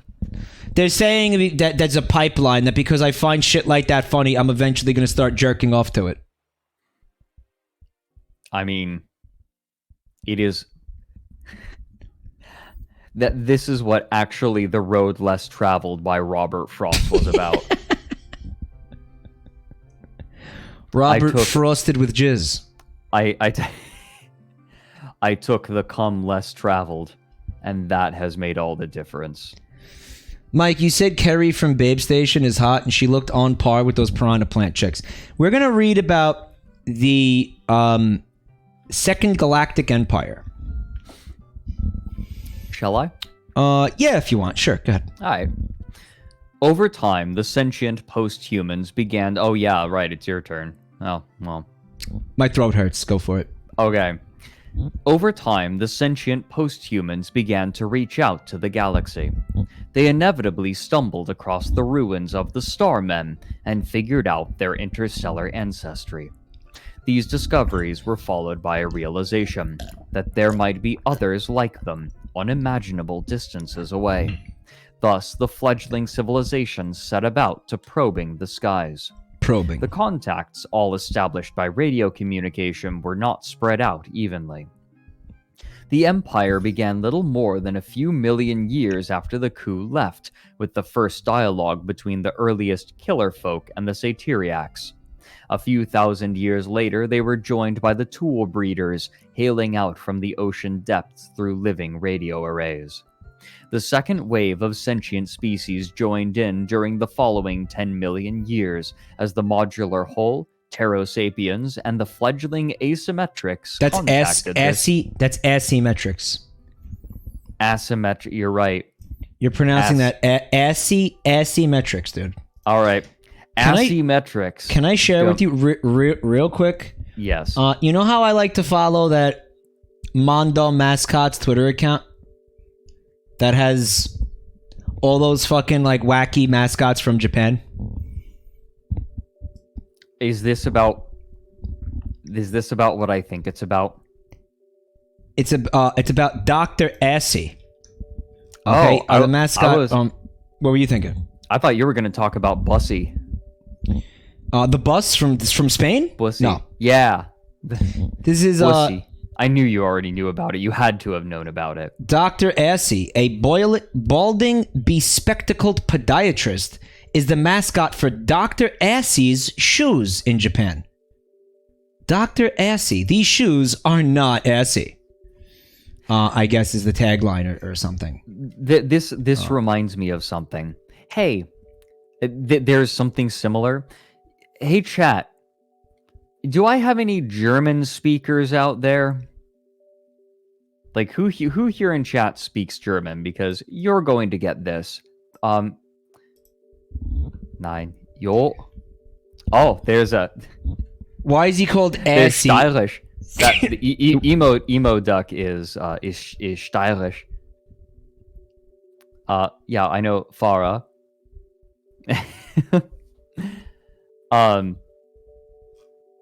There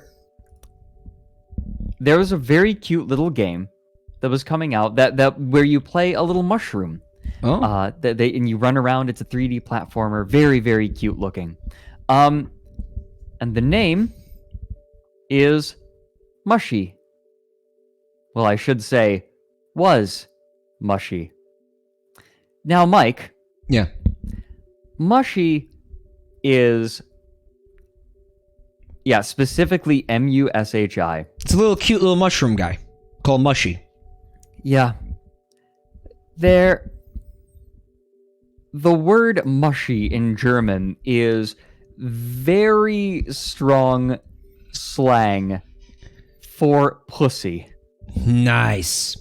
And so there's this cute little game. There's this cute little game. And great. For every German speaker, it's named cunt. Like, there's no twist. It's just this cute little indie platformer. Mushy.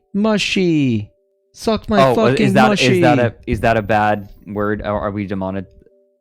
Yep. Are we not supposed to say that? Not supposed to say that on YouTube. Right. Yeah, because this is going on YouTube, right? Where it will be demonetized. But that's okay, buddy. Just try not to say it anymore. It took me months to stop myself from saying that word. I was very. It's not a word that I usually say, so I'm sorry that I'm the one who has. I'm trying to clean up my act in general because I feel like the Puritan police are eventually going to come for Twitch, and I'm going to be like first on the firing block or whatever, you know. Yeah, no, I get it. I'm trying to clean up my act in general. I mean, I got banned from TikTok yesterday. From TikTok Live yesterday.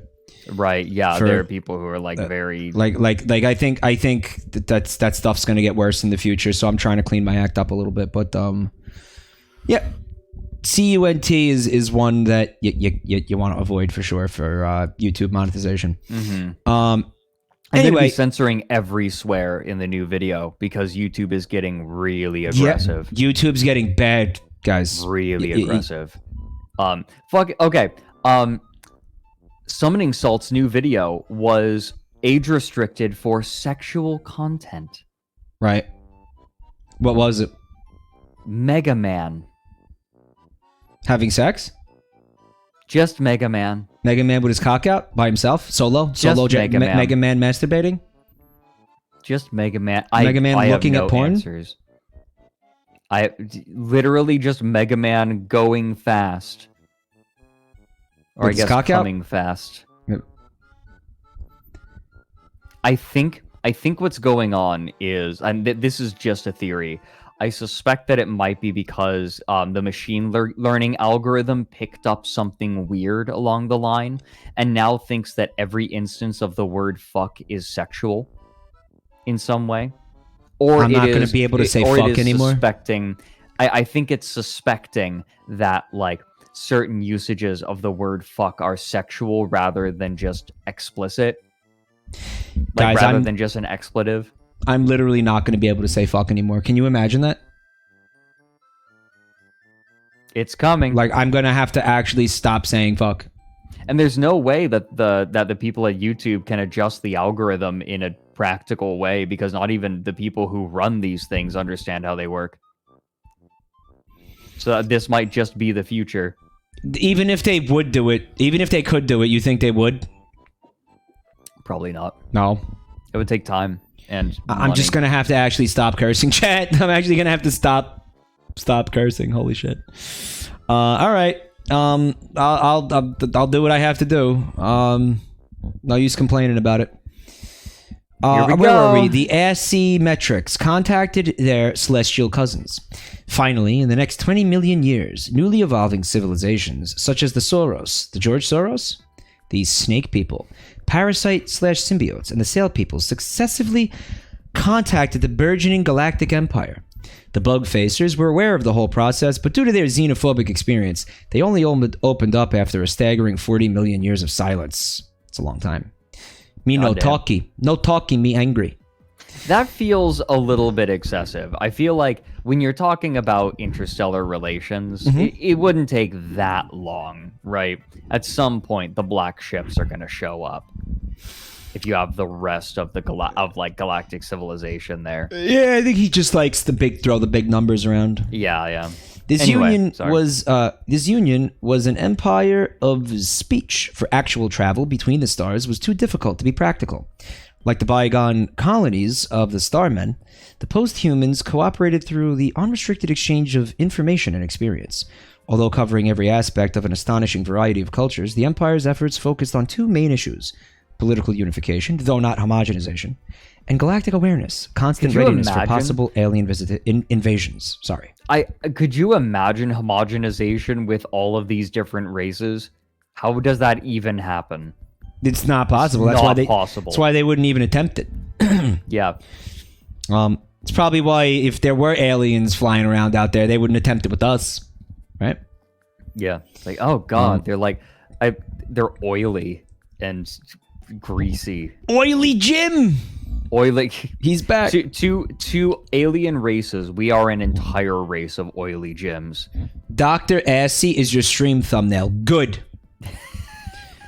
Everybody had come across the remains of the mysterious Q. Nobody wanted a repeat of the same scenario.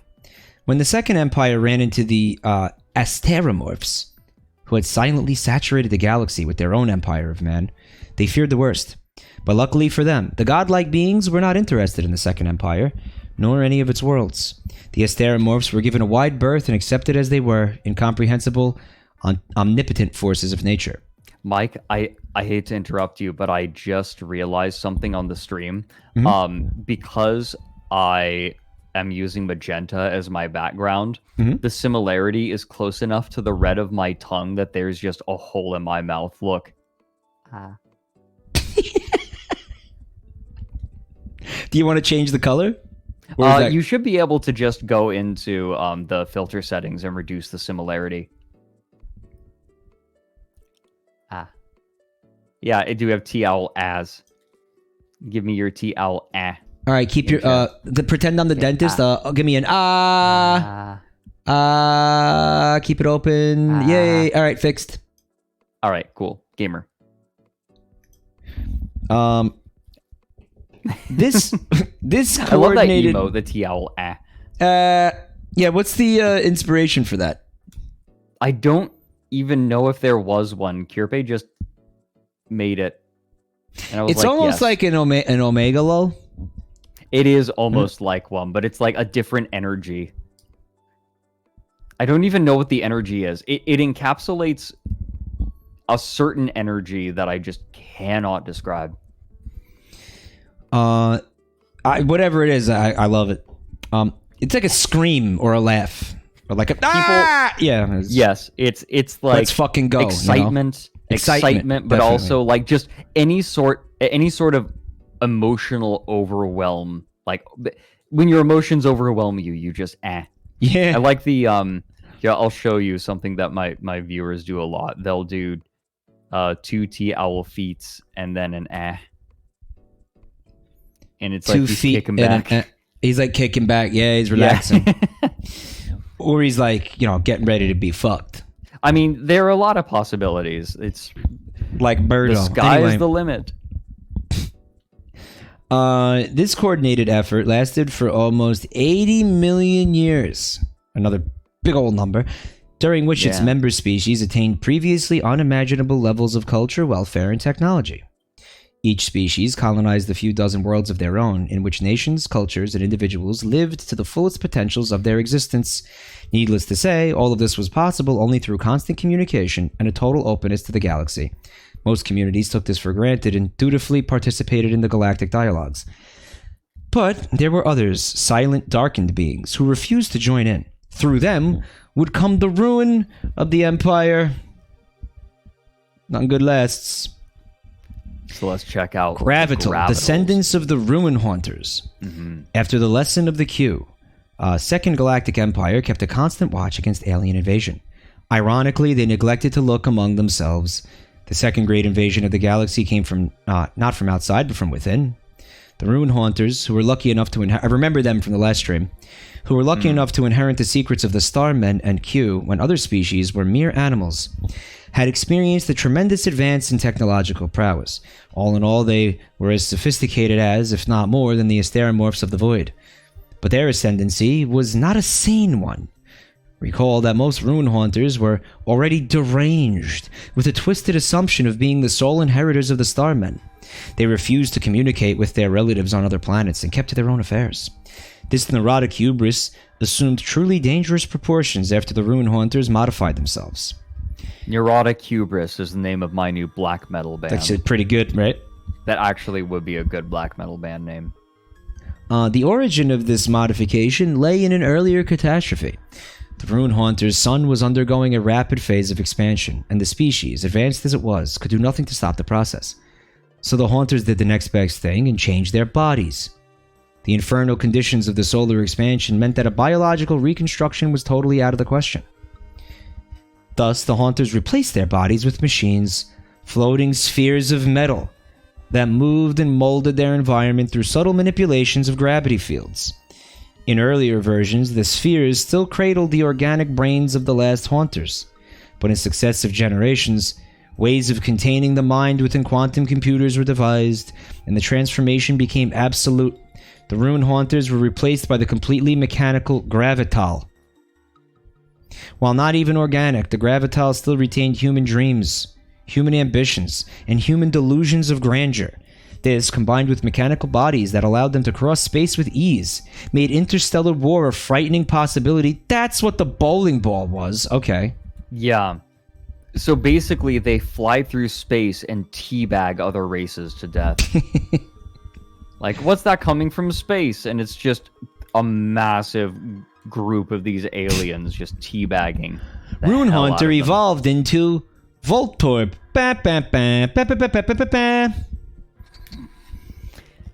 All right, you want to take the machine invasion here? Oh, this is some Mother Horse Eyes shit. Machine invasion. It took a long time for the Gravital to prepare. Propulsion systems were perfected and new bodies capable of withstanding the interstellar jumps were devised. But when they finally decided that the time was nigh, nothing survived the slaughter. The invasions followed a brutally simple plan. The target world's suns were blockaded, and their light was trapped behind specially constructed million-mile sails. This is like the shittiest game of Keep Away. If the... No, give me back my son. No, nerd.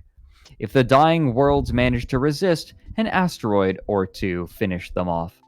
Enormous invasion fleets were built, but it was rarely necessary to deploy them. The machines had caught their cousins completely off guard. The Great Dyings, all of which occurred in a relatively quick 10,000-year period, stretched the boundaries of genocide and horror. Almost all of the new human species, unique beings who had endured mass extinctions, navigated evolutionary knife edges, and survived to build worlds of their own, vanished without a trace. Even the coup had been loyal to life. They had distorted and subjugated their victims, but in the end they had allowed them to survive. To the machines, however, life was a luxury.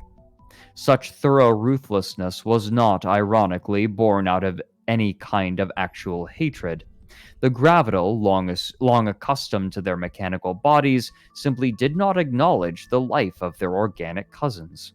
When this apathy was mixed with their unsane claims as the sole heirs of the Starmen, the extinctions were carried out with the banality of, say, an engineer tearing down an abandoned building.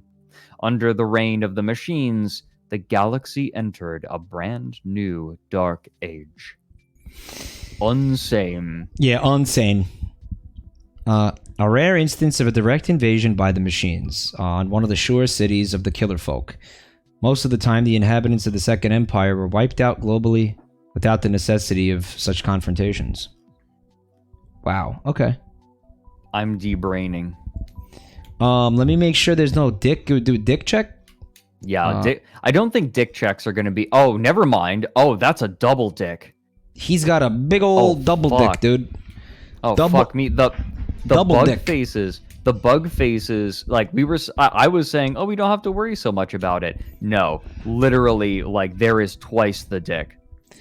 Oh, we got plenty of dick, dude. Plenty of plumpy? Plenty of plumpy. Let me go ahead and get that thing up in there. Yep, we're gonna put that. Well, we're gonna need a big owl this time. Okay. Mm-hmm. All right. Multiple owls. Yeah, we're gonna need. All right, I'm gonna get rid of that dick and that dick. All right, that should be good. I'm ready to do this. We're gonna do the transition right here, and you can read that, right? You can take that. Yeah, I got that. All right. When considering the invasion, the machine invasion brought on the greatest wave of extinctions the galaxy had ever seen. For it was not a simple act of war by one species against another, but a systematized destruction of life itself. When considering such a vast event, it is easy to get lost in romantic delusions. It is almost as easy to write off the Gravital as evil as it is to consider the entire episode a nihilistic, end-of-everything kind of scenario. Both of these approaches are, as they would be in any historical situation, monumental fallacies. This dude just very roundabout said, "Idiot, moron." To begin with, the Gravital were not evil, at least not to their own perception. These beings, although mechanical, still lived their lives as individuals and operated inside coherent societies. They had surrendered their organic heritage, but their minds were not the cold, calculating engines of true machines. Even after giving orders that would destroy 1 billion souls, a Gravital would have a home to go to and, as incredibly as it might sound, a family and a circle of friends toward which it felt genuine affection. They would sit on the couch and play Super Smash Bros. Melee until the morning. Despite being endowed with... There's spheres! I kind of wish that rather than war being the thing that unites all different corners of humanity, it's inventing Super Smash Bros. Melee. Specifically Melee. Yeah. Which like might be worse. Might be worse. Might be worse. Like, genocide of more. Almost as bad. Despite being endowed with compassion, their harsh treatment of the organics was the result of, as mentioned before, a simple inability to understand their right to live. Furthermore, the Gravital did not constitute a singular indivisible whole whose entire purpose was to wreck the universe. True, their technological advancement had allowed them to form a pan-galactic entity, but within itself, the machine empire was divided into political factions and even religious faiths. Superimposed over these fault lines were the daily lives and personal affairs of families and individuals. Like any sentient being, they had a sense of identity, and thus differing agendas. Nor did the machine invasion mean the end of everything. There certainly was a widespread destruction of life, but what was lost was only organic life. Consuming energy, directing it for reproduction, thought, and even evolution, the machines were as alive as any carbon-based organism. Despite the turnover, life of a sort survived, and as would be seen, even preserved some of its organic predecessors. All right. Yeah. Want to read the subjects? Yeah. You gonna read it? Oh, yeah, I gotcha. Yeah. I'll take the next thing. The bug facers, racially shy and xenophobic due to their background of repeated alien invasions, became the first species to face the Gravital onslaught. As ironic as their fate seemed, the bug facers were the luckiest of the post-humans.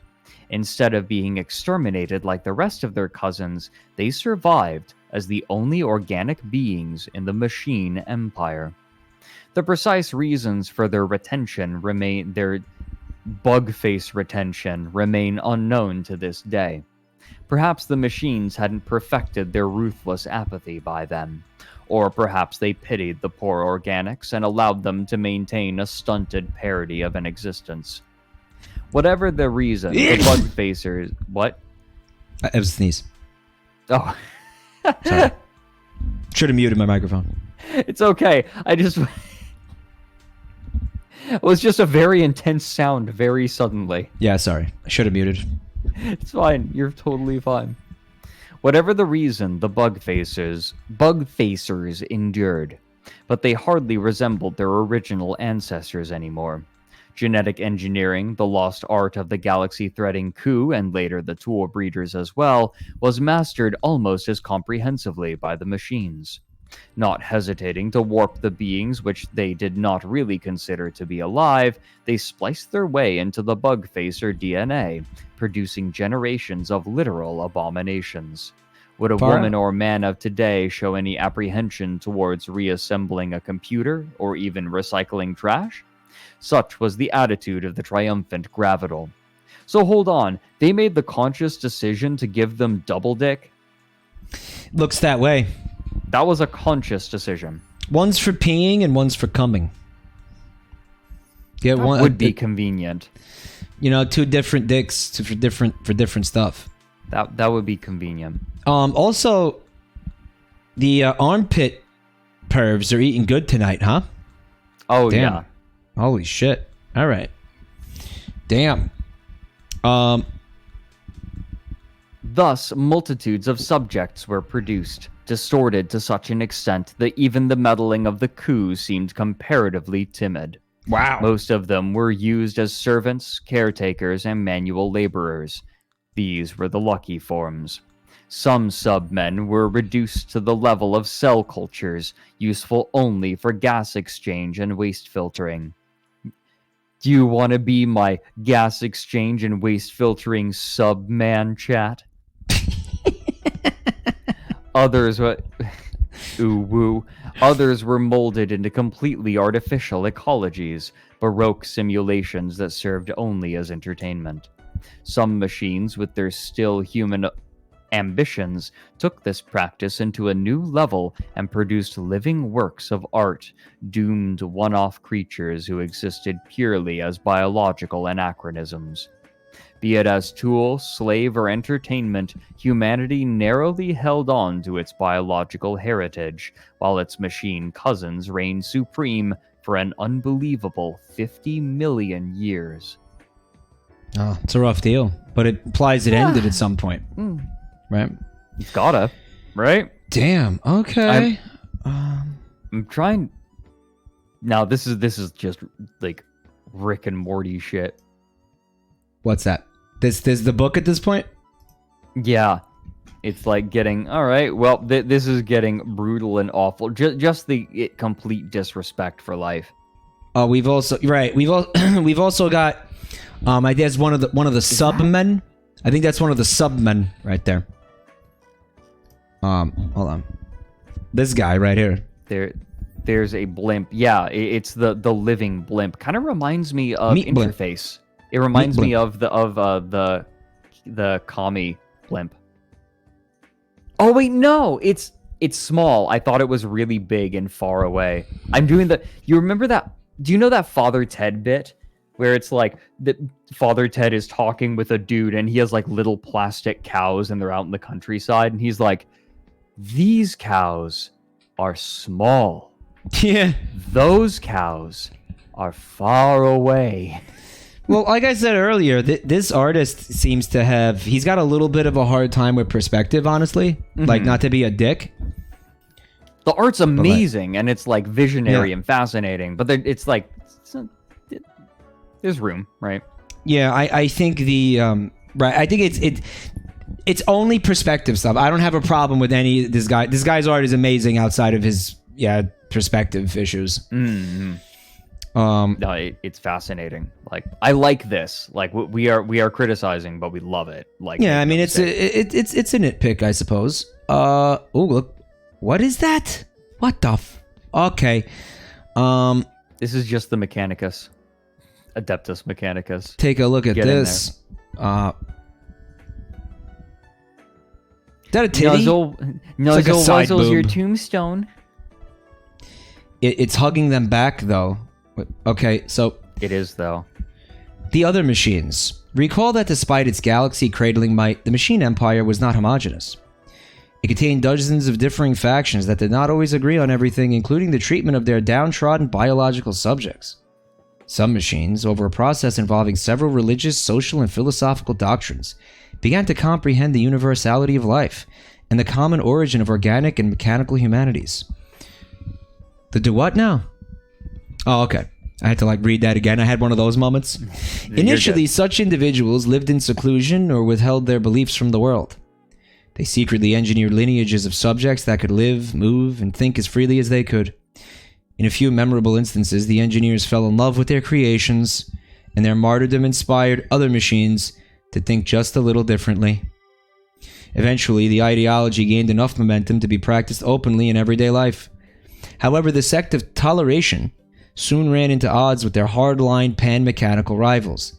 The seething intolerance between the two factions finally broke when some tolerant machines wanted to set several worlds aside for the unrestricted development of biological life. All hell broke loose, and the machine empire, the apparently seamless monolith of the galaxy, experienced its first short, bitter civil war. The war did not cause any lasting damage, but it plainly illuminated one fact.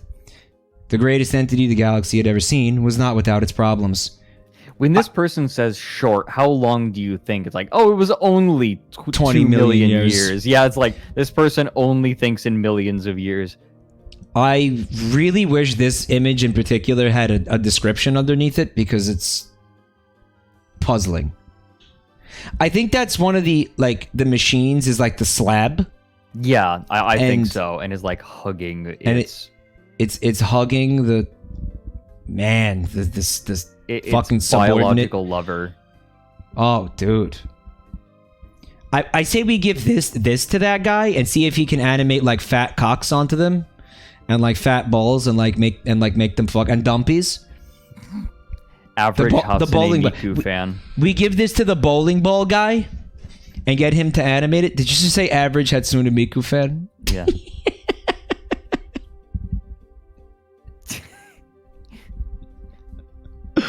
Oh my god, bro. What was it like? Holy shit. There's like average chess fan, and it's just like people screaming about Hans Niemann putting anal beads in his ass to cheat, and then this is like average mahjong enjoyer. My hologram waifu. Let me see the next one. The next one's cool looking. That's not a dick, right? There's no not dick here. Look, that's either there's no dick. That's nothing. Okay, that's nothing. That might be a giant scrote. I don't think it's a scrote though. That's a stretch. Oh, it's one of the orbitals. Duh. Yeah. Oh, yeah. That's a machine. All right. So, you want to read that? Yes. Fall of the Fall Machines? of the Machines. Return of the Spacers. This sounds like a Star Wars title. In the longer run, the internal struggles of the Machine Empire just might have led to its downfall. Keep reading. But there was no need to wait that long, as the Empire died a shorter but immensely more cataclysmic death. For a long time, the Machine and the Asteromorph Empires have been eyeing each other nervously. They hadn't yet run into open confrontations, as the Asteromorphs kept mostly to their outer space arcs, and the Machine Empires occupied the planets. It's in almost every inhabitable solar system of the galaxy, the same upside-down tension built up between organic beings living in the void and machines inhabiting perfectly terrestrial worlds. Power was evenly balanced between the two rival empires. Moreover, this balance involved forces strong enough to destroy planets en masse. Each side knew that any kind of war would result in mutual annihilation, and only insanity could start such a conflict. The post-Civil War empire of the Machines did go insane, in a sense. In order to divert attention from internal struggles, it needed a new enemy to consolidate its rival factions against. How unwise that this enemy came to be the Asteromorphs. It is unnecessary and nearly impossible to describe the carnage that followed. The conflicts lasted anywhere up to a few million years, and it's millions. And the resulting loss of life, both mechanical and organic, made the initial machine genocide seem irrelevant. That doesn't sound right. What? This is getting a little goofy. Like, I know that the whole thing is kind of goofy, but this is getting goofier. All right. Do you know what this feels like? You've never seen Code Geass, have you? Code Geass? No, I never watched Code Geass. Code Geass. That show has some of the funniest escalations because, like, it starts out with kind of realistic feeling, heavy gear style mechs.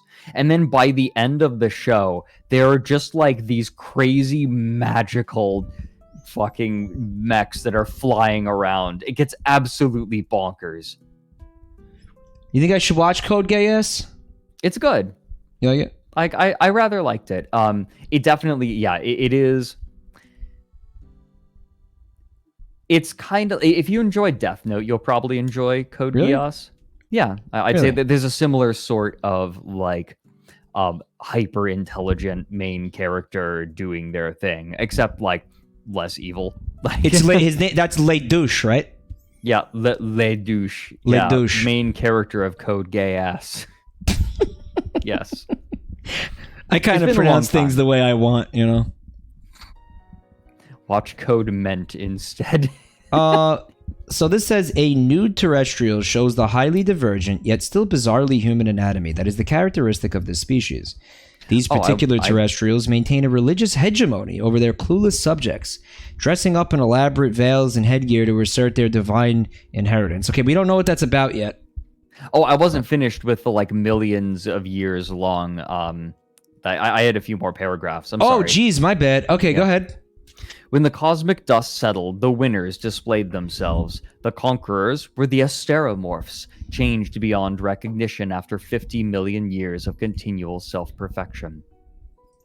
Their grossly hypertrophied brains stretched out like wings on either side, and their finger-derived limbs had formed an intricate set of sails and legs. Endowed with superior technology and limitless patience, these beings almost completely destroyed the machines, despite losing a substantial number of their own species. The conflict also thrust the asteromorphs into the affairs of their long-neglected human cousins. As impossible as it seemed, some of the machine's subjects had survived the ordeal. Now, the asteromorphs could no longer look away. With the machines gone, it was up to the asteromorphs to clean up after them. They took up the subjects and used their genetic heritage to populate entire planets. During this age of reconstruction, which lasted for another 2 million years, many asteromorph world builders emerged as true gods, creating inhabited worlds almost out of scratch. Their subjects, meanwhile, became the inheritors of a truly new, war-torn phoenix of a galaxy. Wow. Then do you want me to read the post-war galaxy? Yeah, if you want. The next one. Sure, yeah.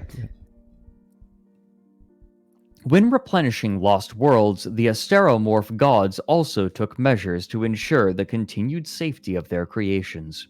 The abrupt rise of the machines had shown that unless carefully regulated, the wealth of the stars could always host a race of pan-galactic usurpers. The asteromorphs, watchful but ever transparent, did not want to interfere directly. Instead, they produced terrestrial versions of their own kind to regulate the galaxy. They adapted their delicate, ethereal fingers into spidery limbs and shrunk their brains considerably to readjust to the rigors of gravity. The resulting sideline was stunted by asteromorph standards, but still it produced demigods in every sense of the word. These beings, known often as the terrestrial spacers or simply the terrestrials, nurtured and controlled the development of the post-war civilizations on many planets. They acted as caretakers, prophets, kings, and emperors, but also as grim reapers as the occasion dictated. The endeavor did not always proceed as smoothly as planned, of course. Most of the time, the newborn races refused to heed their mentors, and in several cases, even rebelled against them. Needless to say, this crime was always punished with a swift extinction. Furthermore, just a rebuke would have been okay. Nope. Full extinction. No. Yeah, all right.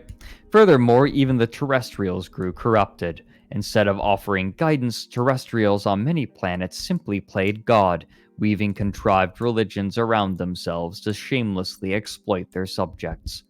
It was not ethical or even productive, but this method seemed to guarantee more stability than actually trying to bring up the new races. That's depressing. This way or another, organic sentience reclaimed its dominance in the galaxy.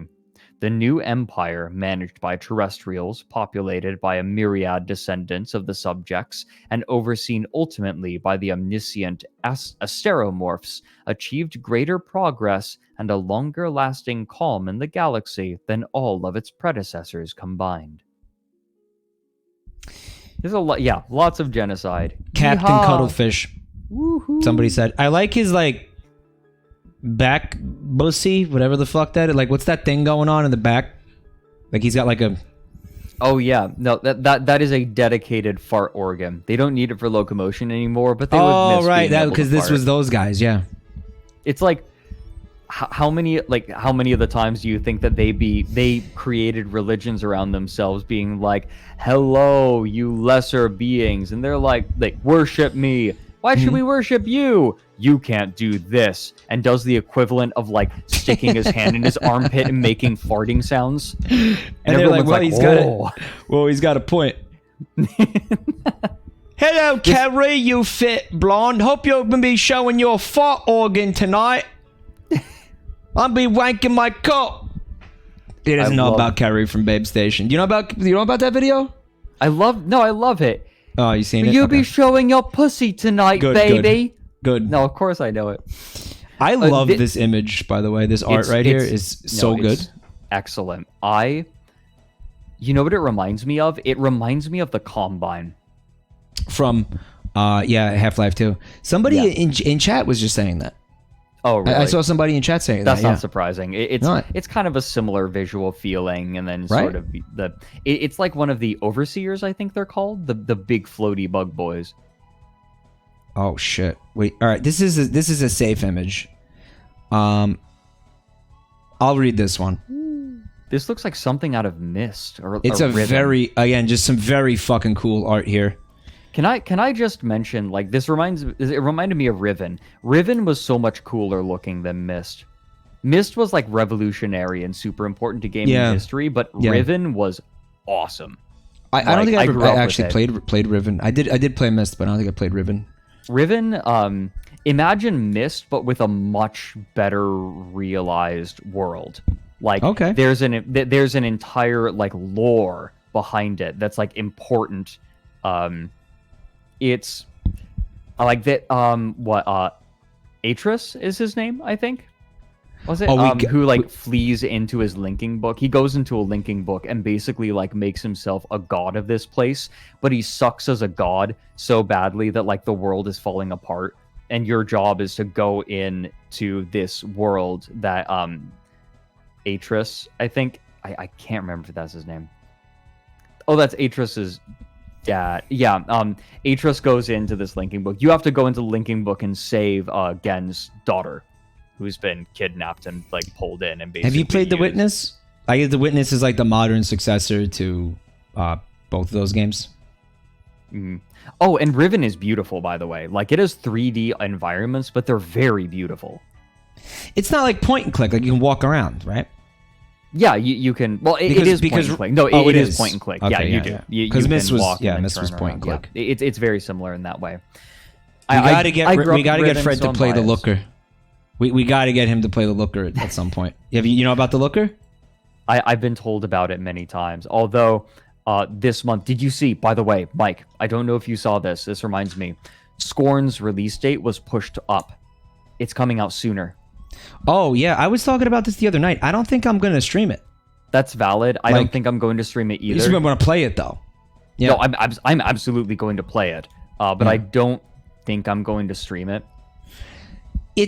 I don't think it's just I don't know. I wanted to, but I don't feel like it's going to be a good stream game. I feel like it's going to be like somebody in chats put it well. I think too atmospheric. Yeah, right. I think that. I just want to play it. Like, I just maybe want upsetting to focus for completely people on it. Oh yeah, I'm really looking forward to playing it. Yeah, it's going to be very upsetting for some viewers. Definitely. Maybe we'll do. Yeah, it's going to really actually like make people sick. But I think maybe we could do like private streams where like I just watch you play it, or like you watch me play just alone, like me and you. We'll show each other like our wieners and stuff. Show each other our meat. Our slurping meat. I remember someone shared their notes because they got an advanced copy of the game to review. They're playing it, and like their first note was lots of slurping. Slurping, fuck. Lots of slurping sounds, like constantly. Is Corn a porn game? Yep. So this looks like he's got like candelabra arms. Bro, this is a fucking mythical Pokemon, or like a legend. This is a legendary like Pokemon, or like a sub-legendary Pokemon. It reminds me of something. That The face, candelabra like, at the from top. Beauty and the Beast. Oh, I know what that face reminds you of. One of the fucking Evangelion angels. It might. I think it more reminds me of, like... This is gonna sound insane, but Peppa Pig.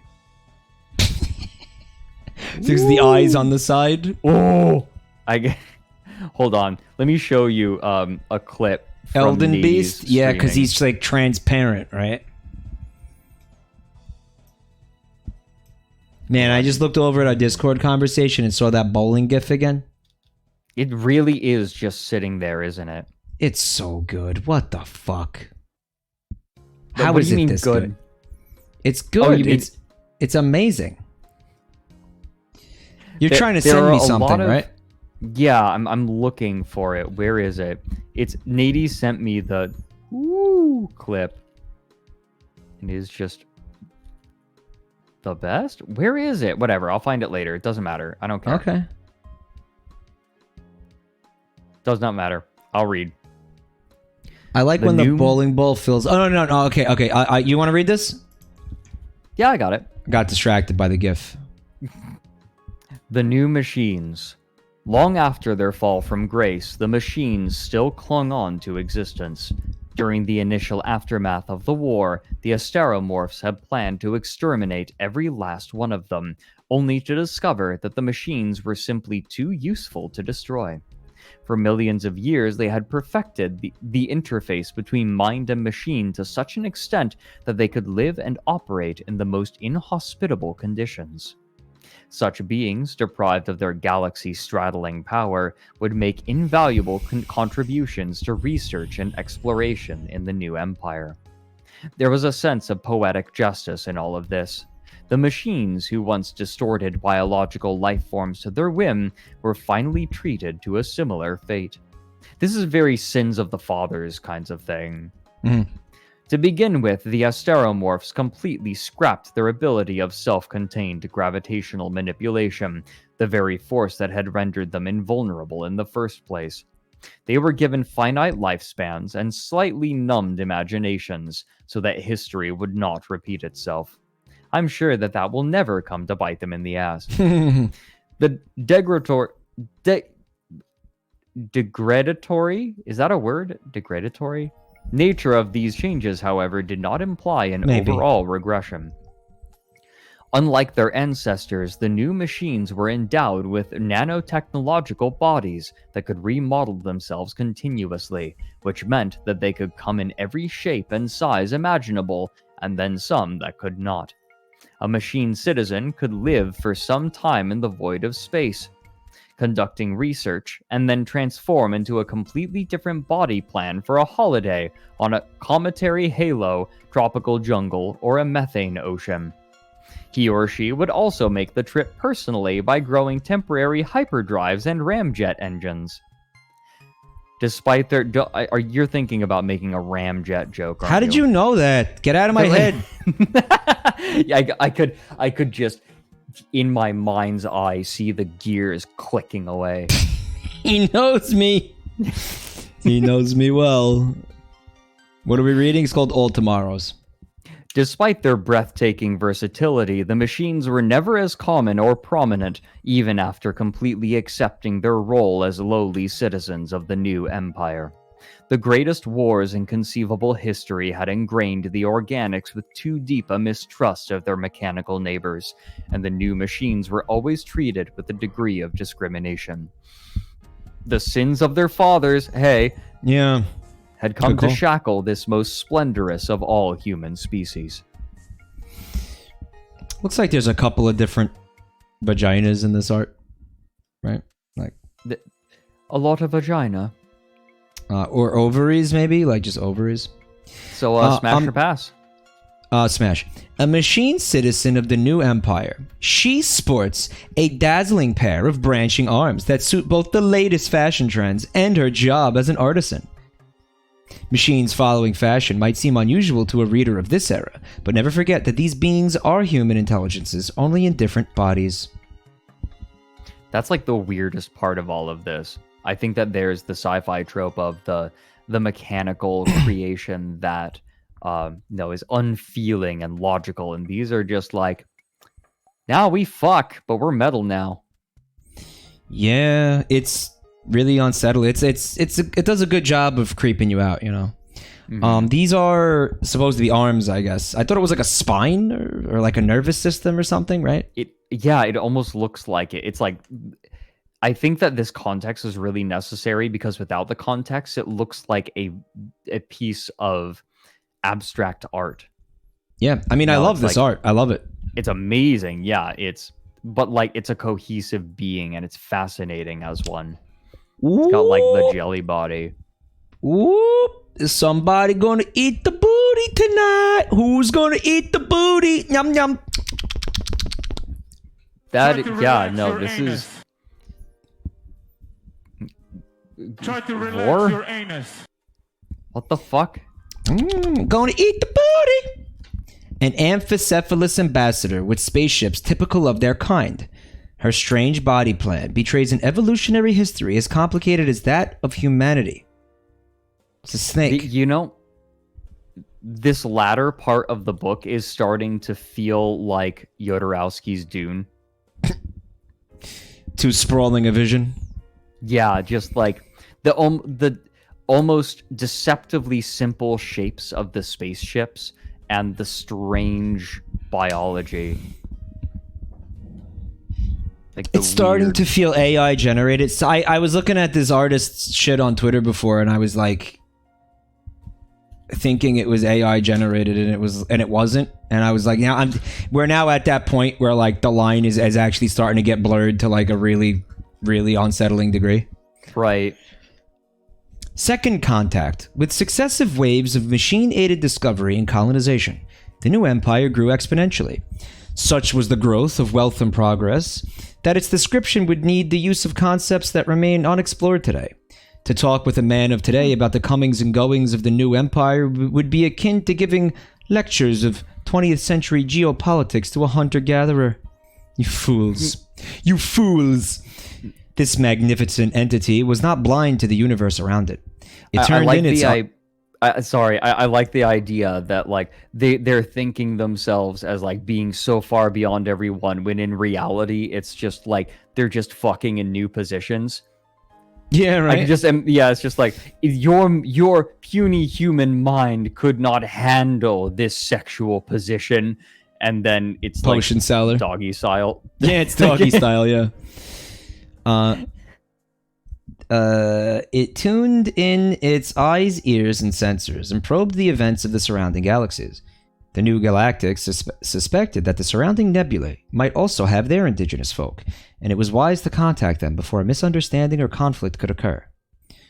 On a darker side, these observations also served as lookouts for potential invaders. Even then, the memory of the Q was not forgotten. Reasonable. Wow. They've remembered the Q for several hundreds of millions of years at this point. I mean, reasonable. They invented Sex 3. The discovery Sex 3, the resexening. The Web 3. It's like Web 3.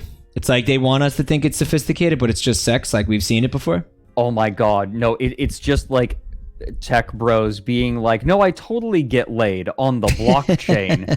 And then it's just like a Naruto fan fiction on an NFT. One of the neighboring galaxies was showing patterns of activity that were unmistakable signs of a sentient organization. Some thinkers reviled in the discovery of a new civilization, reveled, while others feared a return of the Q. Fortunately, this second encounter with an alien species proved to be a peaceful one. Perhaps the intelligences of both galaxies were finally mature enough to meet without quarreling. The other galaxy was dominated by bizarre unions of different beings, presided over by various kinds of amphicephali, bizarre creatures that resembled giant snakes with heads on both ends, one of which bore a secondary retractile body that they would use to interact with the world. Apparently, they had undergone alternating series of regressions, evolutionary radiations, and self-imposed genetic makeovers just as humanity had. With all of their wild difference, the amphicephali were welcome. They were the first, but surely not the last. So in this art, I thought this was like a snake like eating like a little fucking critter, but it's actually that is the creature coming out of the mouth to interact or whatever. Like that's part of its body. Right? That's interesting and kind of unnecessary, probably. Huh. That's like, yeah, it's like peculiar. It's like the whole larger body is like gigantic foreskin. Right, yeah. They, you know what? They like evolution circumcised them and they genetically modified them to themselves to grow it back again.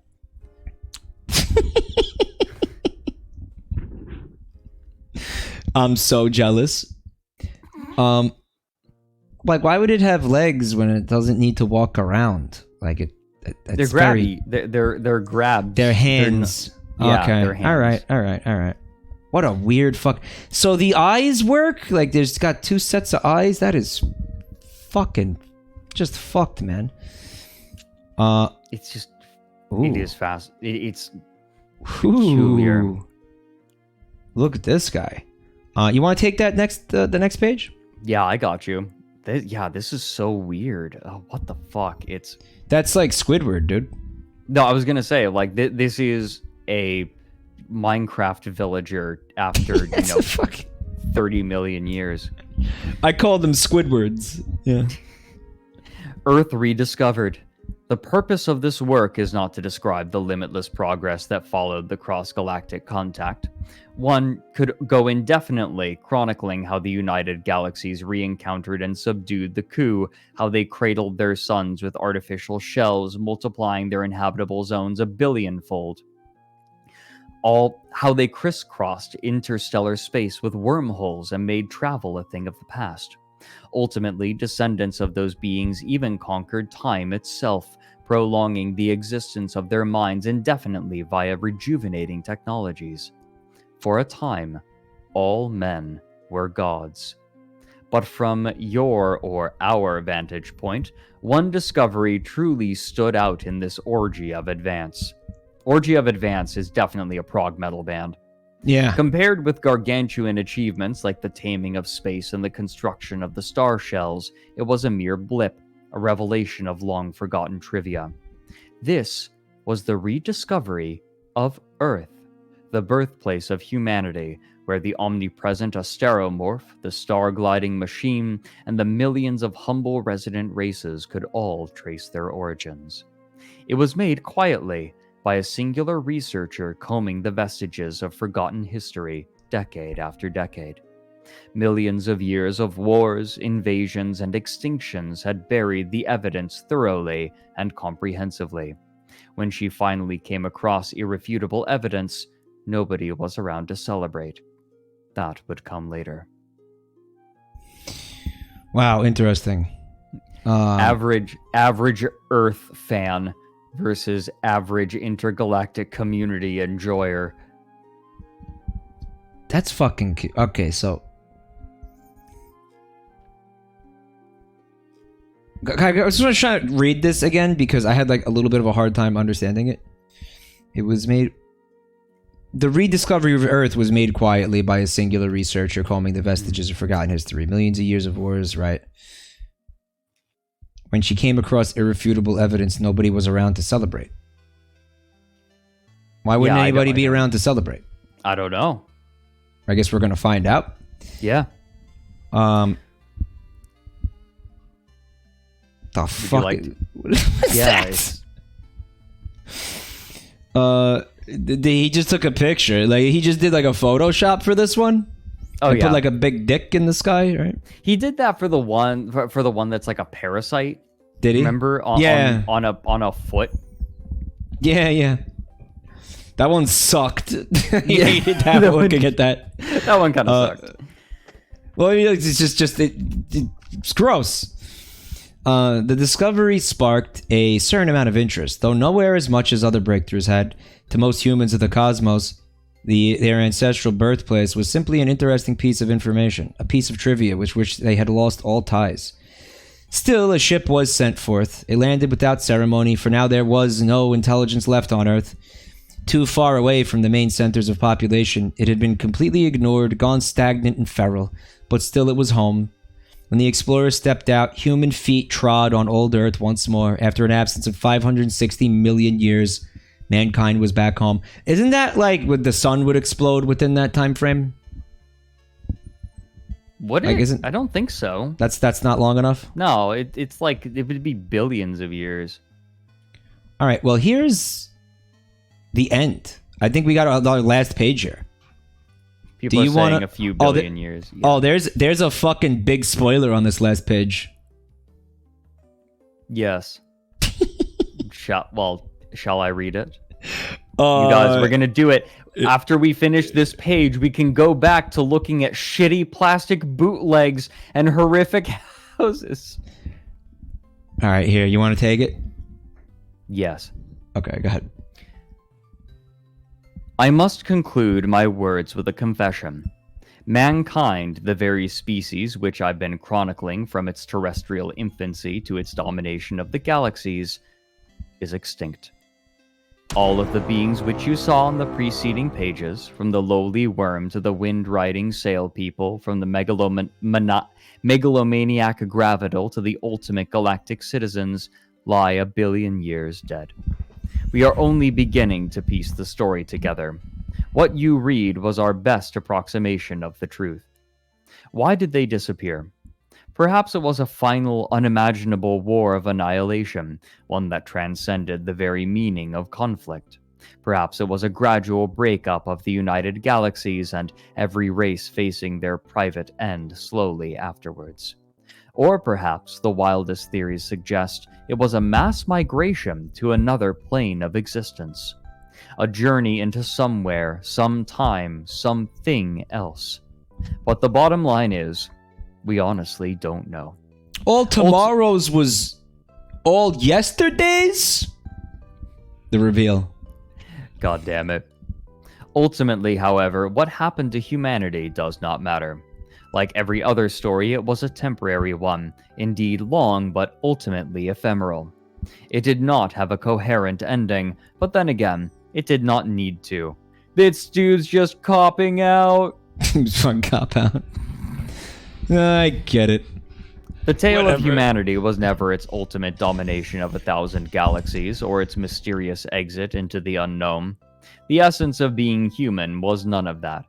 Instead, it lay in the radio conversations of the still human machines, in the daily lives of the bizarrely twisted bug-facers, in the endless love songs of the carefree hedonists, the rebellious demonstrations of the first true Martians, and, in a way, the very life you lead at the moment. Me? You! Many Me. throughout history were unaware of this most basic fact. The coup in dreams of an ideal future distorted the worlds they came across. Later on, the Gravidal, with their insane desire to recreate the past, caused the ugliest massacres in the history of the galaxy. Even now, it is sickeningly easy for beings to get lost in false grand narratives, living out completely driven lives in pursuit of non-existent codes, ideals, climaxes, and golden ages. They were just coming. They're coming in the gym. They're coming at home. They're coming. In blindly thinking that their stories serve absolute ends, such creatures almost always end up harming themselves, if not those around them. To those like the misguided, look at the story of man, and come to your senses. It is not the destination, but the trip that matters. He said What you do today influences tomorrow, not the other way around. Love today, and seize all tomorrows. What a hopeful note. And what by a the way, weirdly hopeful note for such a drastically dismal book. By the way, this is the author. The author with a billion-year-old human skull. He's an A. LeMayo. And Dude, Mike, he's a fucking Pikmin? He's a Pikmin. Mike, Yeah. my final decision Smash? on this final one, smash. Because You like that embrace- that armpit clussy or whatever the fuck that is? Man, there are so many places I could put all different parts of me there, and the potential He's like a different race. Like, he's not a human. This is the first thing we're seeing that's... Well, the Q wasn't human either. Is this a Q? No, it's not. No. It's a something. Well, we did it. We finished the book, guys. Holy shit. Incidentally, also the author's Tinder pic says Sam I am. Man, it probably is, for real. Oh my god! Man, did you know I'm the author of All Tomorrows? Can I buy you a drink? Does that get your juices flowing? I wrote All Tomorrows. Yeah, that thing with the weird foot people and the gross dinosaur men and all that. Yeah, that thing. Did you like that? The dolphin people with the weird penises. Yeah, I wrote that. I wrote that book. I also drew those things. Does that turn you on or what? I'd like to imagine that this drawing is the equivalent of a dude with a hiking photo. Yeah.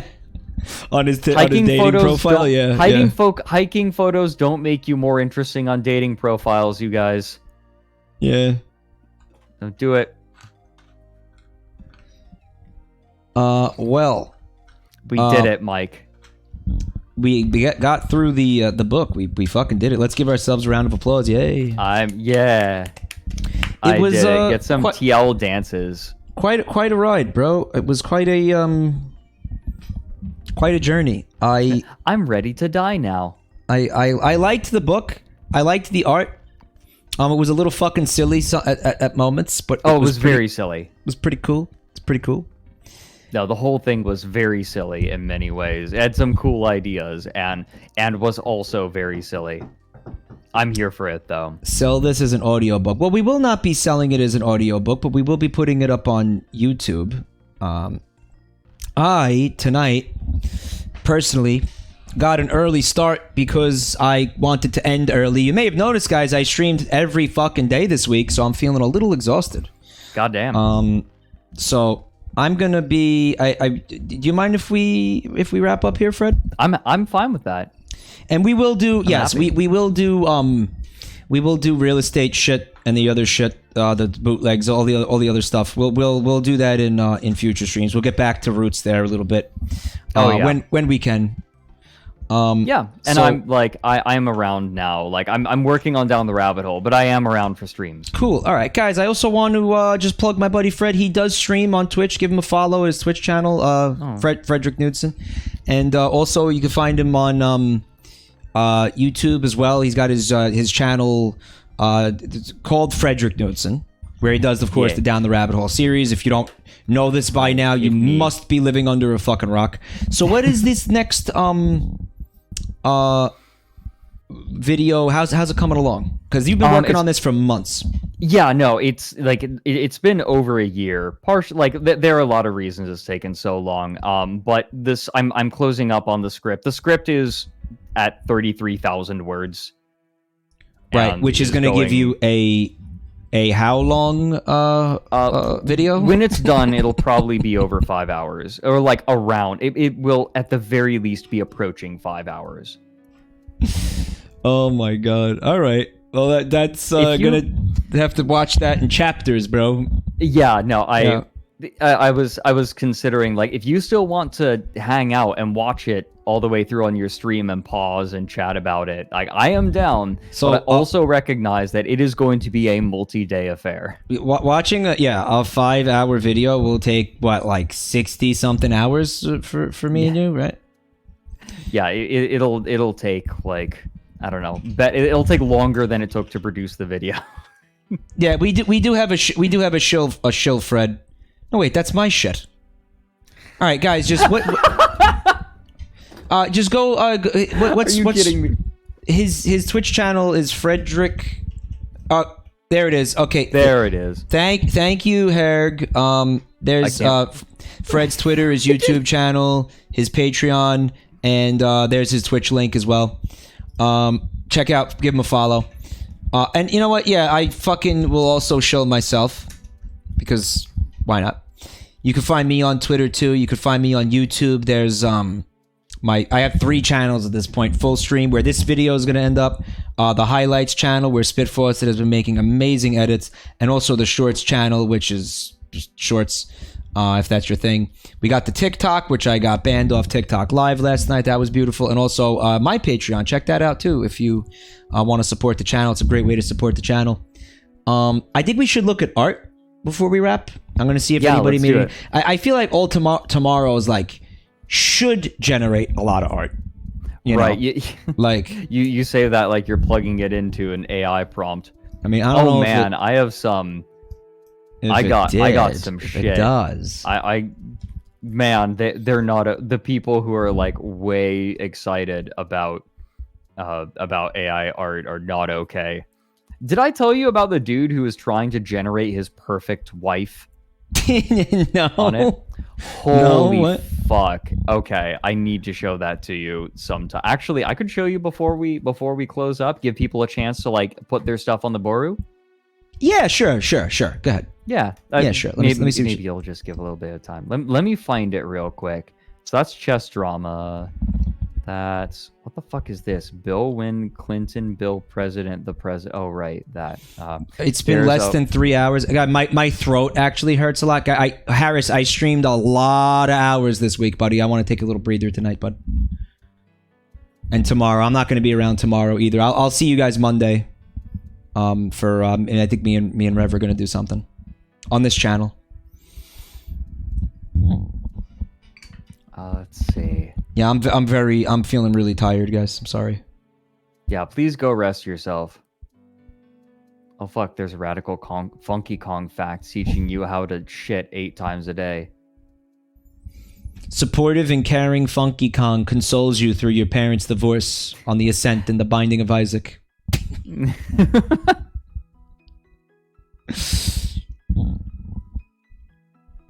Oh yeah, I already shit 8 hours a day. Good point. Okay, I'm gonna need to go looking unless I sent it to myself here. Oh, there's Dr. Phil breaks up with you in the woods and it escalates. What? Hold on, I'm gonna send this to you. Here. Okay. Put that on while I find what I'm looking for. All right, 1 second. I mean, what is it? It's a YouTube video? What? It's just audio. Is it gonna be fucked up? A little, not bad. It's what it says on the tin. Okay, well, you can listen then. Are you pregnant? Do you want to answer that question? Do you know who the father is? Oh, it took clips from the show. Well, don't condescend to me. I ask you a legitimate question. Oh, Here, it's like... You hear that? Let you hear this. Your attitude is pretty much that you're going to do what you want to do when you want to do it, and so there's not much point in being here, right? We should just shut this down and head out. Holy fuck. Give me $200. The If you music. don't, I'm out. Give me $200. In about 15 minutes, you're going to be begging to talk to me. Because in about 15 minutes, your options are going to get 0, girl. Holy shit. In about 15 minutes, you're going to go, no, wait a minute, I want to talk to you. I'm sorry, I want to talk to you because I don't want to do what's getting ready to happen. Guys, it's slowly zooming in on an image of Dr. Phil. I want to talk to you. With his arms crossed. And you know what's going to happen when you do? I'm going to have moved on to the next thing, and it's going to be too late. So if you want to talk to me, you need to talk to me right now, because in 15 minutes, you're going to really want to talk to me to try to negotiate getting out of what's getting ready to happen. And I'm giving you a chance to do it right now. And if you want to do it, you got 10 seconds to sit down and talk to me. And if you don't, you're not going to believe what happens next. What's funny about that? Give me the $200. I want the money. I'll raise enough hell till you give in and give it to me. One thing I can tell you, this is your last chance. Well, that's not an option, because there's going to be a lot of things happen. Going home ain't one of them. You're ugly. You're disgusting. I'm going to kill you. Gotcha. Gotcha. You don't manipulate me. Oh my god. If you disappear for 2 or 3 days, I'm gonna go to your house and kill your whole family. Does that sound like a reasonable thing for a You gotta understand something. This is all shit he actually said on the show. Just edit it into this. person to say? I'm in a gang and my fellow gang members will kill your parents. Because he's like quoting people and shit. He's quoting shit that other people said.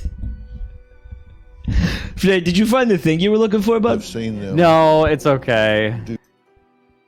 Alright, well, do you want to check out the art, guys? Yeah, let's do it. Okay. Hold on. Let's take a look at this from I-ism. It's oop. Or I'm gonna move you over here, buddy. Okay. Oh shit. Don't look behind the curtain, guys. Don't look behind the curtain. Oh, okay. It's some art from I-ism, and it's we call him Jazz Mister. That's the name of the character, Fred. Jazz Mister. I love him. Yeah, I know. I am acutely aware of this. You like him?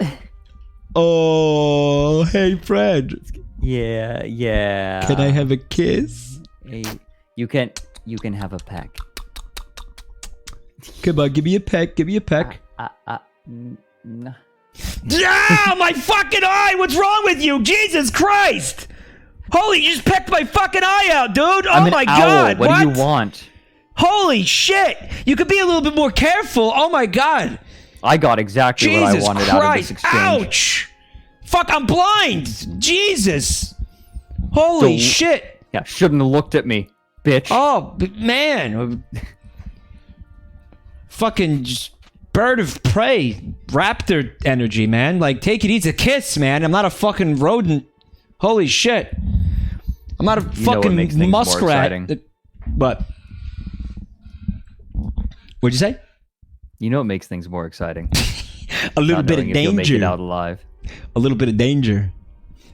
This is Lauren breaks up with you in the woods and it escalates. ASMR when?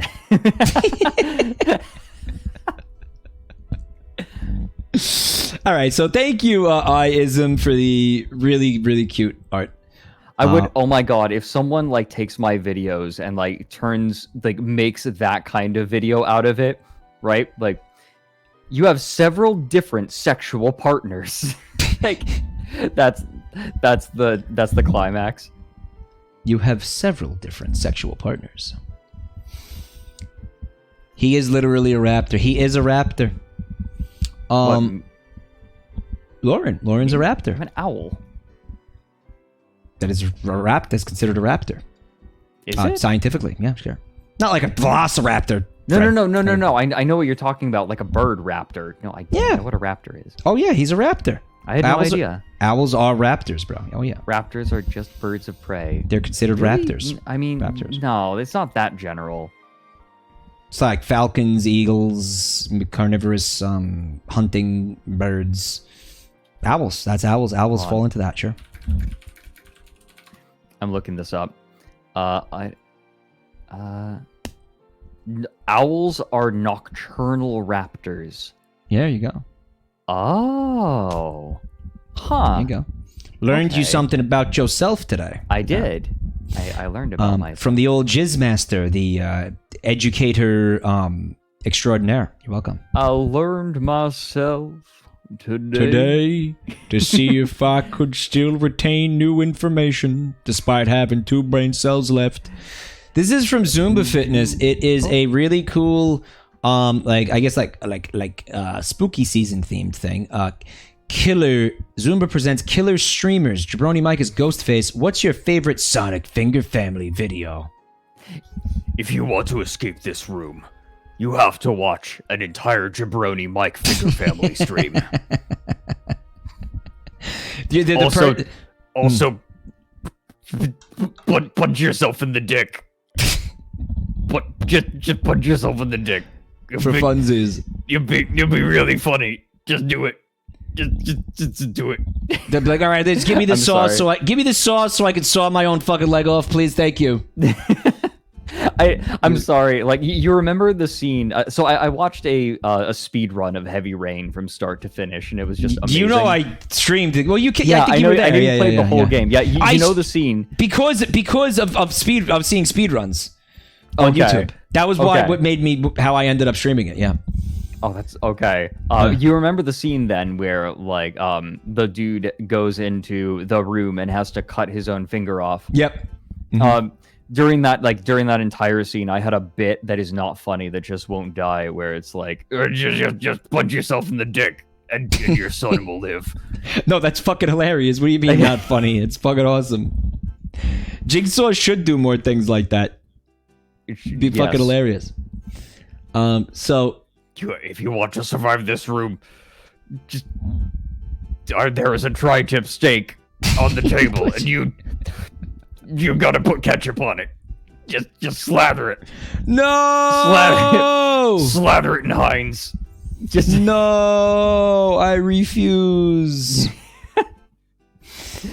Saw the Saw puppet, the kind of motherfucker to put ketchup on Wagyu steak. By the way, chat, what's my uptime? This is like this is a pretty short stream, right? Hours. See if we could like kill time to get it to be a nice even 3 hours. Yeah, do we have more art?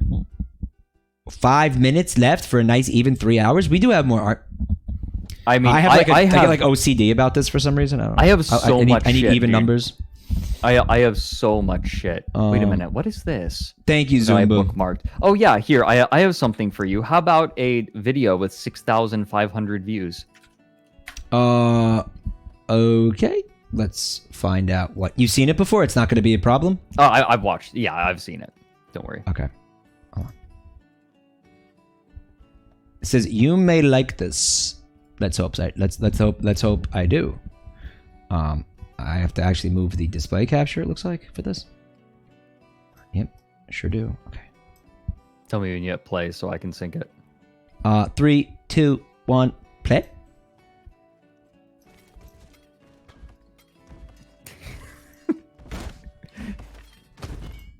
I like what I see. What is that? What is it's jiggling? It's like Gmod ragdoll physics. In what game though? This is not Gmod. What is this? It's Oblivion. This is all Oblivion. You might fucking see Bethesda. you might see some of my viewers say let me vote sometimes. I did see a couple people saying that. What is that? I ignored it because I don't understand it. But what is okay, here. It's this. It's on Reddit. So please God forgive me. But Fred, they don't look. We're gonna start. He's always on Reddit. We're gonna start calling him Fredit. Look, it's worth it. I swear. I'll call you Fredit from now on. Cringe. Yeah, all right. I deserve it. This is like hard to do. Okay. I already showed you. I gotta keep you up to date on all of the freshest memes. Tell me when you hit play on this. Oops. All right. 3, 2, 1, play.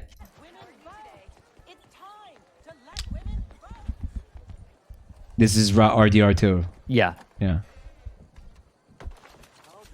Sorry, mister. My mistake. Please, no! Oh, you bastard! That man just robbed you.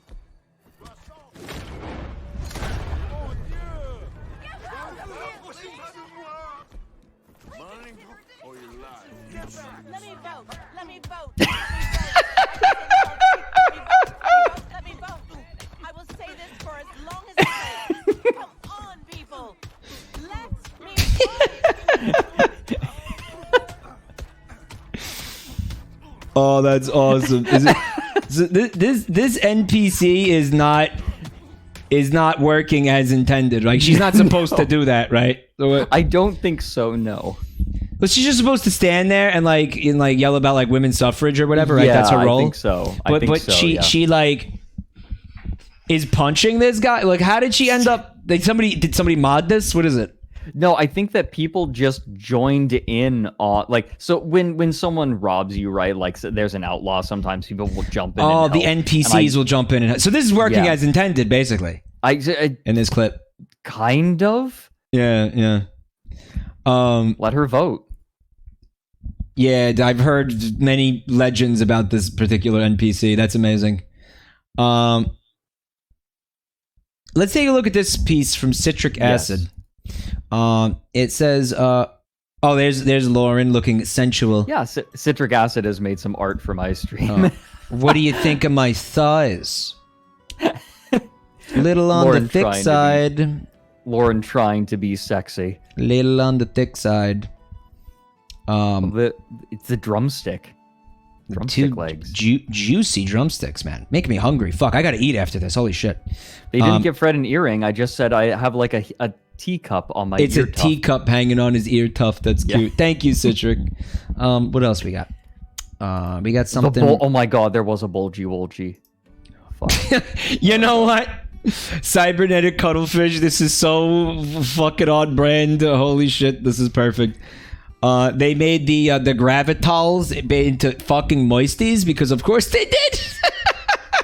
Oh my god. Of course they did this. Of course they did. What the only obvious thing to do in this situation? My god, It's That's fucking great. perfect. Oh my god. thank you, Cybernetic. Holy crap, amazing. Oh, Ika Oh, Pika. holy shit. Wow. The last one. The last one is from Ika Pika, and holy fuck. Oh, Ikipika does, banging art. Oh yeah. Did you see the art that Ika Pika Oh, did shit. of Junie and I for the first time? Junie? Our first Juniper. The moth. the moth VTuber. No, I don't think I did, no. Oh, it's so fucking good. We got some new freaks for all tomorrows, guys, starting with the T-Froggy. After some bajillion ages, the bean forest that bajillion ages, the bean forest that covers their world, the penis grabber, has been forced to come down because of the climate change ice age and the face of their world being punched by meteor showers. The world became more arid and flat. The arboreal life must come down to the flat, boring, and grassy land, but with their roots can still see as their hind legs migrated into their backs and their digits became more manipulated, akin to the hands of their Homo ancestor. That now becomes the foot that supports the upright stance. A tea froggy enjoying a warm cup of fermented Carthusian tea after a big harvest. I hate to say this. It reminds me of the bean salesman in just Ocarina of Time and Majora's Mask. Yeah. See it? Mm. Yeah, that fucker.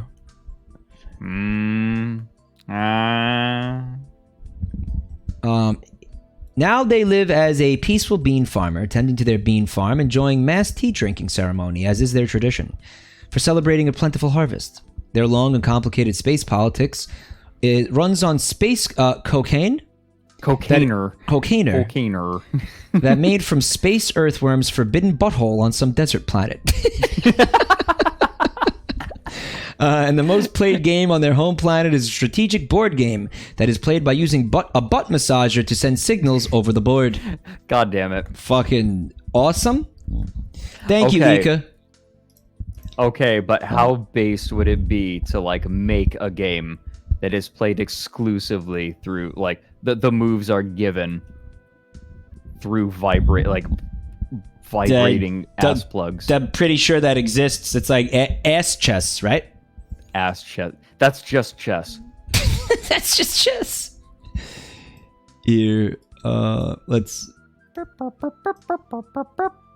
become large. Thank you all for joining. This has been so much fun. I'm very excited to stream. Like, I want to stream more with you, Mike, again. Yeah, of course, I'm bud. sorry I've just been absent. I want to Dude, I've also been doing my own thing like hard lately. Like I've been kind of I've been really busy too, buddy. So it's not just you. We're both guilty in this, but we're gonna try to do some more stuff together when we can, guys. But Yes, thank you all for being here tonight. And Fred, thank you for joining me for this. This was a lot of fun, Of buddy. course. Thank you for having me over. Yeah, my pleasure. Anyone who's come from my streams, I'll see you all Tuesday. Sorry that my stream today was short because I fucked it. It's all good, buddy. And yeah, the next time we do something, we'll do it on your channel. Cool. Sounds good. No, I would nice. love to have you on. All right. Yeah, God, there are a million. Like, there are a million things we can do. We have no limit. Oh yeah, this was something that was a comment on a YouTube video. It's a great pasta. Thank you, Ryan. When Mike started saying how much he loved his viewers, in between the hours he spent making shit about how he was going to fuck up his backstory career, I realized why he and Fred don't spend nearly as much time together anymore. It's not because Fred is busy. It's because Fred doesn't want to interfere with his ultimate rabbit hole. This play will truly emphasize how Mike started prophesying his own flogging to try to keep an audience that slowly began to realize they hated him.